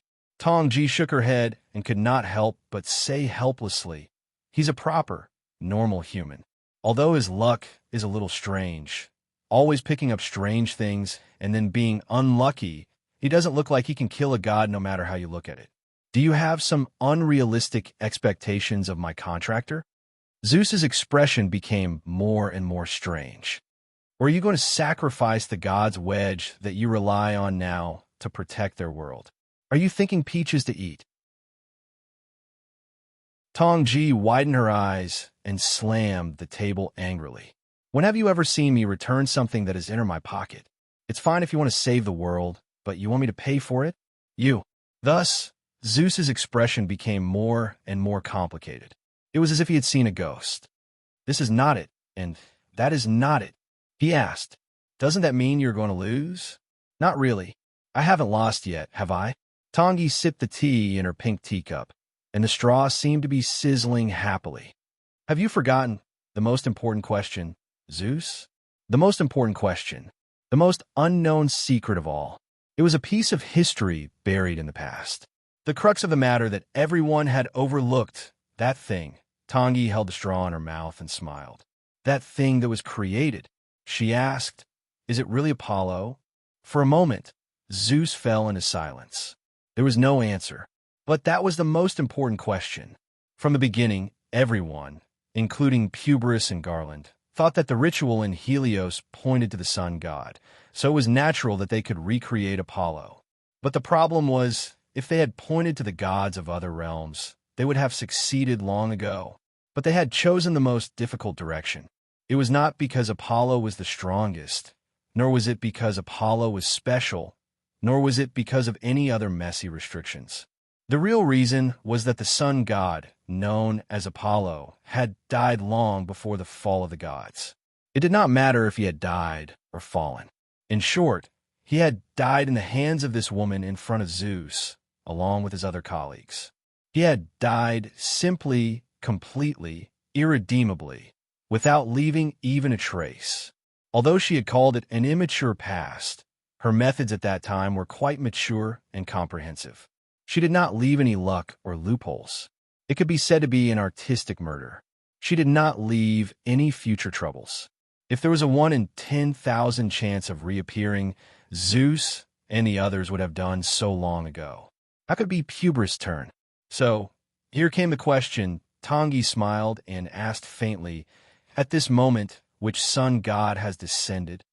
At that moment, in the midst of layers of seals and imprisonment, Grandmaster Garland raised his turbid eyes. Because the time had come, but in the blink of an eye, more seals and suppression descended. Hades held the seals hub tightly and injected new changes and variables into it, not allowing Garland to react at all. He had been paying attention to Garland's every move. Now, even if there was the slightest movement, he would not allow Garland any opportunity to take advantage of it. Even if Puberus had succeeded, it would still be the same. "Aren't you being too cautious, Hades?" Garland asked. "Are you that afraid of me? Who can't be afraid of a Grandmaster?" Hades retorted coldly. "Rest assured and be a spectator, Garland. You have already left the scene. The plot that belongs to you is over." He paused for a moment, and his eyes became mocking. "Or are you hoping that your follower can help you? It's useless. He has already been locked up. You didn't kill him. That's what surprised me the most." Garland asked, "If I'm not wrong, I'm afraid that Rachel has also received orders from your side to monitor me, right?" Hades did not say a word. "It seems that I'm almost right." "Let me guess again," Garland continued. "Although part of the reason why you didn't kill him is that you have to abide by the contract, the main reason is that he's too weak, right?" The Grandmaster stared at the alchemist in front of him, who was far weaker than himself, and said calmly, "Because he's too weak to be a threat to you, it doesn't matter if you leave him alone. So, you didn't kill him, right?" Hades suddenly turned his head, but he still did not say a word. "It's too late to give an order now, Hades." The corners of Garland's lips curled up slightly. "You actually made the same mistake as me?" Hades still did not say a word. Outside the ruins of the tower, in a remote corner of the Twilight Village, in front of Rachel's cage, the hell creatures guarding the cage slowly drew their blades. In the cage, Rachel looked up with a pale face, looked at the murderers, and shook his head self-deprecatingly. "It's useless to kill me. You think too much." As if he had already gotten used to his own incompetence, he said numbly, "I can't save the Grand Master. No one can save him." Because the time was up. At that moment, in the seal, Garland's eyes suddenly widened, and he vomited hot blood. His breath began to decline rapidly. Death. Death was rapidly approaching, coming, and quickly destroying all his vitality, ushering in the end. Hades's face suddenly changed, and he reached out his hand, wanting to stop it, but there was no effect at all. All methods of healing and soothing injuries would be useless. In front of Rachel's cage, the face of the Grand Master suddenly twisted into the angry face of Hades, and he angrily asked, "What did you do?" "I didn't do anything." Rachel looked at him blankly, and with difficulty, he squeezed out an expression that was not better than a smile. "I just chose not to do it." When the time came, he chose to stop. He did not continue, and he did not maintain his duty as a doctor. On the back of his hand, the Hermes' double snake staff totem quickly dimmed. That was the proof that the oath had been broken. He had violated the Hippocratic oath he had once made, and he had poisoned the patient who had received his treatment. You poison him? Hades was in disbelief and could not understand. What kind of poison could escape his eyes and kill a grandmaster? You think too highly of me, don't you? Rachel's face twitched, and it was hard to tell whether it was anger or relief, pride or anger. It was as if there were countless expressions mixed together, making it impossible to distinguish. He said, "You just underestimated the extent of my incompetence." Incompetence. Since he became an alchemist, this word had always surrounded him, stuck to him, and could not be removed. It followed him like a shadow, never leaving him for a moment. As the successor of school, he could not even master the secret recipe of a profound potion. He wanted to do good, but he could not cure the patients who asked for help. He did not even have the ability to do evil. His poison was nothing more than an ordinary thing, a joke. Whether it was the right path or the evil path, they all rejected him, no matter how much he longed for himself to achieve something. The only useful thing was this life-prolonging mystic ritual that could only be used once in a lifetime. Using his own life as a consumable to connect with the other party, burning his future in exchange for a glimmer of hope for the dying at this moment. Don't you understand, Hades? Rachel spread out his hands, showing his palm lines that were no different from those of a grandmaster, and told him, "In fact, the Garland you see is already dead, long before he went up to Helios, long before he left the present realm. Grandmaster Garland was already dead. His existence as a doctor was not to treat his increasingly serious blood fever, nor did he have the ability to restore his health. It was to keep him alive, as an extra life reserve, to provide for Garland's survival. It did not matter even if he could only live like a walking corpse. Even if he was still dying, Grandmaster..." At that moment, Rachel took a deep breath and used all his strength to roar into the distance. "The contract between us is complete." As if he saw a pair of eyes full of resentment, Garland slowly nodded in the seal. "Yes, that's right," he acknowledged. "Our contract is complete. Thank you." In the midst of death, Garland sincerely expressed his gratitude. "Thank you, Rachel. I promise that your sacrifice will not be in vain. In the name of the Grandmaster, I promise you that the school and workshop you have inherited will continue under the protection of the Stone Cauldron Society until your successors can stand on their own." "Stop!" Hades reached out angrily, grabbed Rachel's throat, and pulled him out of the cage. "Stop now." I won't." Rachel's expression twitched. He did not look like a man at all. He actually cried under coercion, but as he cried, he revealed a smile. It was as if he was smiling with deep pride. "I am a person without talent, but those children, they still have a future. Yes, a future. Unlike a useless teacher who was wrongly loved, that was a beautiful future that only belonged to them." Rachel raised his head proudly and used the last of his strength to tell him, "For them, I will do anything." It did not matter if he licked someone else's boots like a dog. It did not matter if he lost all his dignity. So, even if he died, it did not matter. At that moment, Rachel smiled, and his breathing was completely cut off.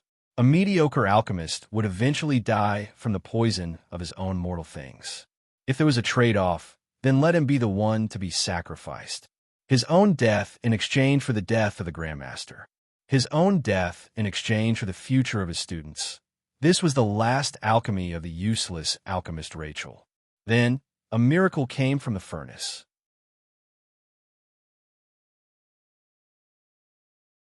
Chapter 902. Following Rachel's death, Garland's breathing ceased as well. However, within the seal, there was an uncontrollable surge of heat. When Garland's heart stopped beating, a thunderous roar burst forth from his decaying body. Blood flowed out from his mouth and nose silently, but it was not cold. Instead, it was far hotter than before. Just a drop of blood was enough to scorch the ground, igniting steel, rocks, and even the source substance flowing in the seal. The shackles that bound Garland's body turned into fuel at this moment. They were engulfed by the terrifying heat and were pulled into the emaciated body. The simulated spirits rapidly disintegrated and merged into the flames and high temperature, causing the blood that was comparable to lava to become even hotter. Just a little blood leaked out, and a huge source of heat appeared out of thin air above the ruins. This was the great Grandmaster's blood fever. No, even if it was blood fever, it was just a symptom. At this moment, on Garland's body, countless alchemy arrays that resembled complicated circuits appeared continuously. They intersected, overlapped, and converged into a mysterious structure that was as vast and profound as the stars. This was definitely not a normal phenomenon. No, even a great Grandmaster could not be like this. The qualitative change of the blood was secondary. Before that, the internal organs had to be completely transformed.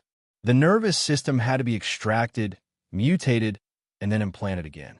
No matter how high the efficiency was, the surgery on the bones had to be divided into 5 stages. Each stage was painful and torturous enough to cause any soul to fall into hell. The final result was such a tragic scene. Now, following the preset plan of the past, the final process had begun. He had turned his body into a genuine alchemy furnace. Garland, Hades angrily questioned, "What the hell are you doing?" "Doing what I should do." As the source substance surged, a hoarse voice appeared in Hades' consciousness. "Doing what an alchemist should do." This was the last alchemy of the great Grandmaster's life. He had completely refined the miracle that had been accumulated in his body through countless alchemy in his life. At this moment, Garland's head finally drooped powerlessly. The last light in his dim eyes faded. Perhaps this is the price I have to pay, offering his soul and everything. After 100 years, this gift of fate would be repaid in the form of life. At that moment, the sound of the furnace cracking could be heard. The glow of burning souls emerged from the shattered face, blooming with a dazzling brilliance. It was a miraculous crystallization created by the accumulation of a lifetime and the offering of one soul to fate. It was not a strange divine mark, nor was it a terrible authority. It was just a pure divine mark. The Grand Master had exchanged his soul for the sacred mark, which belonged to Garland alone. Even if he could only exist for a short moment, at that moment, he was the incarnation of a miracle, a living sacred mark. At this moment, as the furnace shattered, a large amount of boiling hot blood spread out, while the dazzling stigmata rose from Garland's body and spread its huge wings. In an instant, he passed through all obstacles. Regardless of whether it was the seal on Helios, the shackles that Hedy had schemed to create, or even the suppression of the gods, all of them were like a breeze in front of it, not worth mentioning. It was a power that could go against the gods, betray fate, and break free from the earth. This was the result of the Grand Master Garland's life's symbol and pursuit, a killing move created to target Publius. "I am a chaser of the light. I am Icaros." The moment Garland soared into the sky, a mighty voice reverberated in the sky, ringing in everyone's ears. "O gods, I am here to return this lowly life." Following the solemn declaration, the soaring Icaros laughed loudly, spread his arms, and pounced towards the solemn domain where the gods were. "Today, I shall embrace the glory of the scorching sun." This was an unstoppable determination. Even the gods could not stop the light of burning souls. At this moment, Icaros smiled. After so many years of rebellion, as Garland, he had finally returned to the right track of Publius. He followed the destiny that he was destined to when he was born, spread his arms, and began a never-ending climb towards the gods. Even if the glory of the gods would burn him to ashes, he would not hesitate. "So what if I'm close?" On the throne, Publius roared. He reached out and grabbed the sacred mark that was close to him, unable to control his anger. This was the anger of being betrayed by a close friend. "Can't you share this joy with me?" he rebuked. "Aren't you the one who understands me the most in the entire world? Do you really have to stop me, Publius?" Now that things have come to this, Ikaros could not help but laugh. For so many years, they had each played the role of the other, but in the end, they realized that they could no longer tell which soul belonged to them. Who was Publius and who was Garland? There's no difference, my friend, but there will be a result. This duel will be passed down to the future generations and will be judged by history. Garland will be the righteous one. Publius will be the one whose scheme was thwarted. Be it glory or sin, we shall share it together.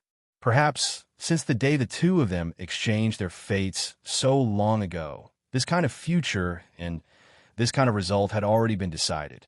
Because I am the price you have to pay. Ikaros reached out with great difficulty, trying to touch the god's face. Just like you are the price I have to pay. But in the end, he could not cross this distance. His arm had already been burned to ashes by the light of the god. An uncontrollable collapse spread from the innermost part of the miracle. After exhausting all of his efforts, he finally arrived in front of the god, but he could not even make the most basic counterattack. His final death was imminent. But unexpectedly, he did not feel afraid, nor did he feel uneasy. He was just expressing his gratitude to this fate from the bottom of his heart. Everything is a part of fate, isn't it? My friend. He closed his eyes. Please mourn for me. In that instant, Ikaros completely disappeared without a trace. Publius was stunned where he stood. He stared blankly at the final radiance in his hand. It was hard to tell whether that solemn and handsome face was filled with mockery or sorrow. It was as if he was in disbelief. However, right after that, a cracking sound could be heard from his body. He fell into a daze. His noble body of a god had actually received a wound. No, it was as if his foundation had been severely damaged. He stared blankly at his hands, only to see the cracks spreading continuously until they covered his entire body. Under his body, the radiance of the sun appeared and quickly flowed out. His divinity was rapidly draining away. Garland, Publius finally realized what was going on and let out a roar of rage. This was the final counterattack of the Grandmaster Garland against his former best friend. He did not need to damage Publius's body, nor did he need to interfere with his soul. All he needed to do was arrive in front of him. When Publius succeeded and finally ascended to the throne of a god, when he was at his strongest, he arrived in front of him. Then, he sincerely offered his prayers to the god who had already passed away, the goddess of witchcraft, the fork in the road, and the moonlight, Hecate, who had controlled their fates. He fully expressed his feelings of repentance. He prayed for the understanding of the god who no longer existed, and used his authority as a participant. From Eleusis' secret ritual, where he had exchanged fates twice, he removed the ritual in which he had been the recipient.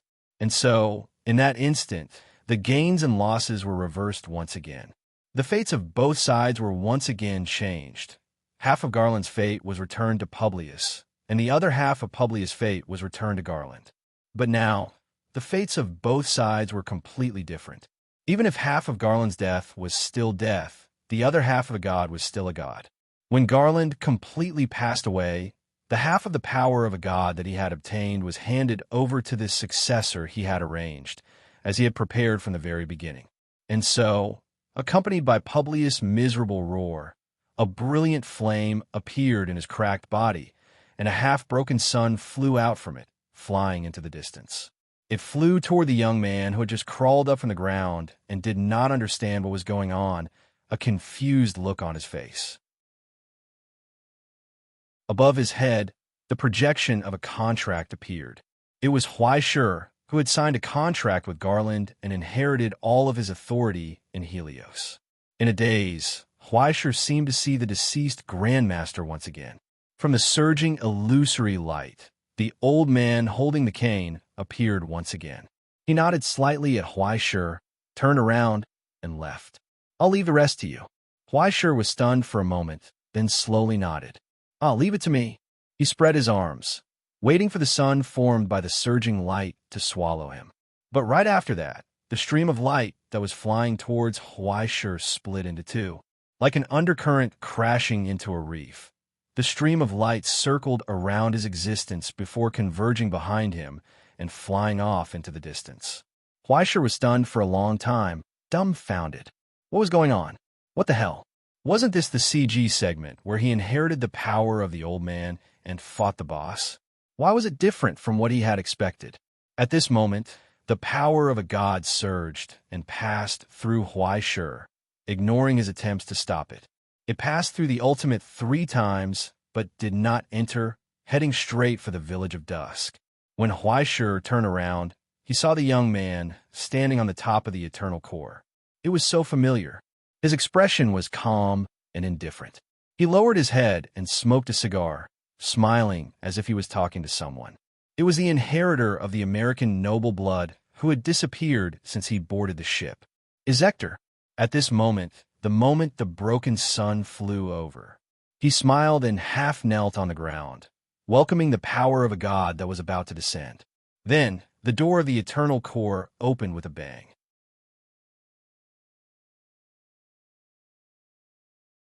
Chapter 903. 10 minutes ago, while Huaisha and Hercules were fighting each other, the door of the eternal frost furnace was pushed open by a late traveler. In the darkness, the skeleton sleeping in the water tank seemed to have sensed something and moved gently in the divine wine. But it was still immersed in the dream of the past and had not woken up. Is someone coming? I can't hear it clearly. Is it a passing guest? It's been a long journey. Is he tired? Maybe I should let him rest, but I'm too sleepy to get up. Sorry, the food and sleep are in the cabinet. Please help yourself. In silence, Izzy took the cigarette from the corner of his mouth and quietly stared at the sleeping skeleton in the water tank. After a long time, he slowly half-knelt on the ground. He lowered his head as if he was facing a high and mighty figure and said respectfully, "Your Excellency, I come from the place where the mountains meet, bringing greetings from the Mother of Gold and the Moon, Mamakiria." Mamakiria? Where have I heard it before? It's a familiar name, but I still can't remember it. In the water tank, the skeleton's dark eye sockets were illuminated by the rising light outside the door. I'm not used to it. I feel a little uneasy in my sleep. Is there a banquet outside? Are my father and the others drinking all night again? Is it another victory? You defeated the enemy again, didn't you? The light is too bright and too brutal. Those overly indulgent banquets, those cruel trophies, the blood flowing in the honey wine. The skeleton was still immersed in the dream fragments. The memories of the past seemed to emerge again, but those distant outlines were too vague to recall. He only remembered a burly figure sitting at the highest point, raising a wine glass with a horn, laughing loudly, and waving to him. "My child!" The one-eyed man raised his arm and called proudly, "Come here. Come to father." Who is he? Who am I? I can't remember. After a short wait, Izzy seemed to have finally mustered up his courage. He looked up at the unresponsive skeleton in the water tank and sighed helplessly. He reached into his pocket. "Please forgive me for offending you." He took out a small box from the inner pocket in front of his chest and opened it, presenting it to the skeleton. Inside the brocaded box lay a tender green branch. Because of its precious preservation, it had not withered or withered. It still glowed with its former bright luster, and the opposite green leaves still emitted bursts of vitality. It was a mistletoe that had never been seen on Helios. Instantly, the sound of countless bubbles rising could be heard from the water tank. A faint light appeared in the skeleton's eye sockets. It was as if the long dream had finally ended. He opened his eyes. He finally recalled the past. "Ah, is that so?" The incomplete skeleton murmured softly. "I remember now. So, I'm not Publius? Enough. Enough. Don't get in the way." Publius let out a furious roar as he sat on the throne. He had lost all of his patience and unleashed all of his power, causing Helios to tremble violently and the earth to rumble. "I've had enough. These annoying obstructions and variables." He raised his eyes, his cracked face filled with killing intent as he looked at the dazed Huaisha not far away. He wanted to completely eliminate all opponents that stood in his way. No matter who it was, they would not be able to stop him from advancing. No matter who it was, they would not be able to change the outcome he had obtained. Thus, Publius raised his right hand once more. Between his empty fingers, alchemy that was above that of a great grandmaster was displayed once more. Boundless heat converged, forming a vortex that spun violently. A firestorm that could destroy an entire city was compressed above his palm, forming a wind tunnel the size of a ping-pong ball. Its power was even rapidly increasing. It emitted an endless, dazzling light. I am Publius. He raised his right hand high and declared to the world, I am immortal. No, the skeleton in the water tank murmured dully. I am a god that exists in the world. Publius roared, raising his divine might as he hovered above Helios. I am Apollo, the lord of the scorching sun. No, in the water tank, the skeleton trembled violently. Wisps of sparks kept flashing in its dark eye sockets, just like the memories that had returned. I'm not Publius. I am not Apollo. It murmured chaotically, tracing back to its origins. I am. In that instant, the final memories surfaced from the rapidly recovering soul, allowing him to completely welcome the most important answer, the result that had long been predestined. I am. Balder, he suddenly understood and was swallowed up by the sun that descended from the sky. He said, I am the king of light. Thus, in that instant, the door of the eternal frost furnace opened, and brilliant sunlight gushed out, illuminating all things. It lit up the dark universe with an inextinguishable flame. Light descended. In the illusory temple, a shattering sound rang out. Zeus absent-mindedly clenched his fist and crushed his wine cup, but then he couldn't help but laugh. Ha ha ha ha ha ha ha ha! He laughed so hard that he was convulsing, applauding for the unfolding of fate's ultimate praise. Everything must be given up. So that's how it is. That's how it is. If he wanted to obtain something, he had to give up something. This was the essence of alchemy. If he wanted to obtain the power and status of a god, he had to give up his mortal body. For this, Publius didn't hesitate to completely split himself. Blood, flesh, soul, desire, and even bones that had lost their value. So much so that he didn't even realize that his god-creating mystic apparatus had already succeeded. In fact, even before Huaishur and the others had ascended to Helios, the true god had already descended. It was just that the one who had been resurrected was not Apollo, who had been annihilated long ago. The mystic apparatus, which had lost its target, continued to operate. In the end, it pointed to the only existence in the same domain that hadn't been contaminated by the rancher and still had the possibility of being resurrected. Before the god's power, the god's consciousness had already descended and attached itself to the skeleton that Publius had abandoned. However, due to the subtle differences in the ritual, it was as if the god's head had hit the ground first when he descended, and he didn't even remember who he was. The god's consciousness and Publius' fragmented memories were mixed together. A new life was born, a skeleton that possessed the essence of a god. Zeus suddenly realized something and asked, "Did you know from the beginning?" "I guess a little. After all, I had that dream." Tangi raised her eyebrows. "After all, I still have a pretty deep impression of it." In this world, he was one of the few sun gods who hadn't fallen along with the other gods and hadn't been killed by their own hands. Moreover, he was such a salted fish, he was probably the only one, right? Among the Norse gods, he didn't use violence to demonstrate his authority. Instead, he was an existence that brought warmth, laughter, happiness, and peace to all living things in the world. Unfortunately, the principle that good people didn't live long didn't apply to mortals. It was also prevalent among the gods. Even before the gods had fallen, before Tangi had killed her own kind, he had already lost his life to the tricks of the god of conspiracy and died at the hands of his own uncle. No, it should be said that even without Loki, he would have fulfilled his destiny and met with such an end, right? From the beginning, before Balder was born, his death was destined. To trace the root cause, one had to go back to the social history of the gods that Tangi had once told Huaishur. The existence of the divine system was essentially the union of the gods, and the gods had their own responsibilities. However, there were always some things that others weren't willing to do. It was like when a company was building a team, the newcomers had to be responsible for carrying bags, and when the boss committed a crime, there was always a younger brother who had to take the blame.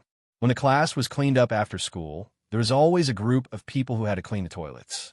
The current situation was so beautiful. So who would be responsible for guarding hell?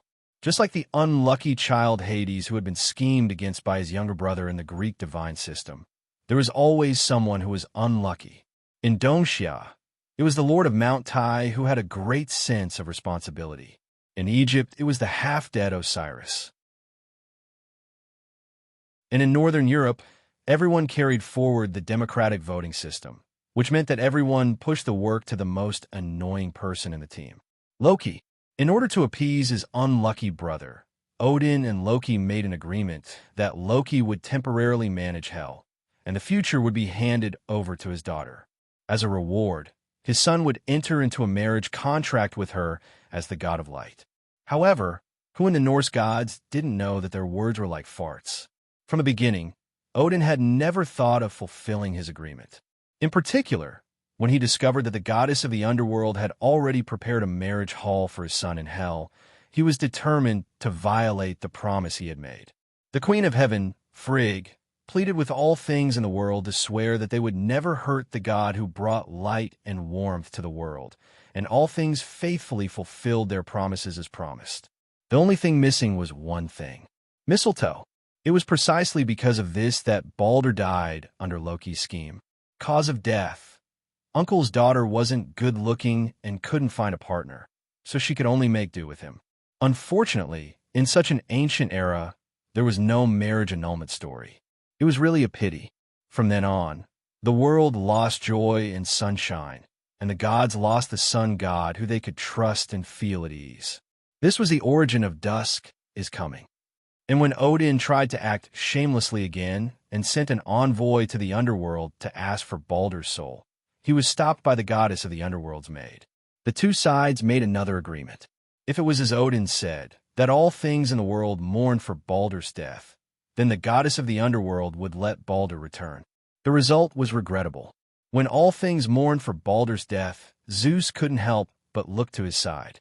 There was a crow who happened to pass by expressing that he was very happy. It's okay, it doesn't matter, it's fine. It's New Year, and he's dead, and he's still a child. It's for his own good. Mourning? Mourning for what? Mourning for what? Can't you see that I'm happy? In this regard, Tangi had always been indifferent. So, just like that, she ruthlessly stabbed the Norse gods in the heart, until so many years had passed. I have to do what I promised. I don't think there's anything wrong with that. Besides, it's all in the past. Drink tea, drink tea. Tangi smiled, picked up the pink teacup, and blinked proudly. After all, everything is part of fate, isn't it?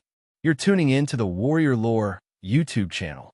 Don't forget to subscribe and join us on this journey to catch the most captivating stories.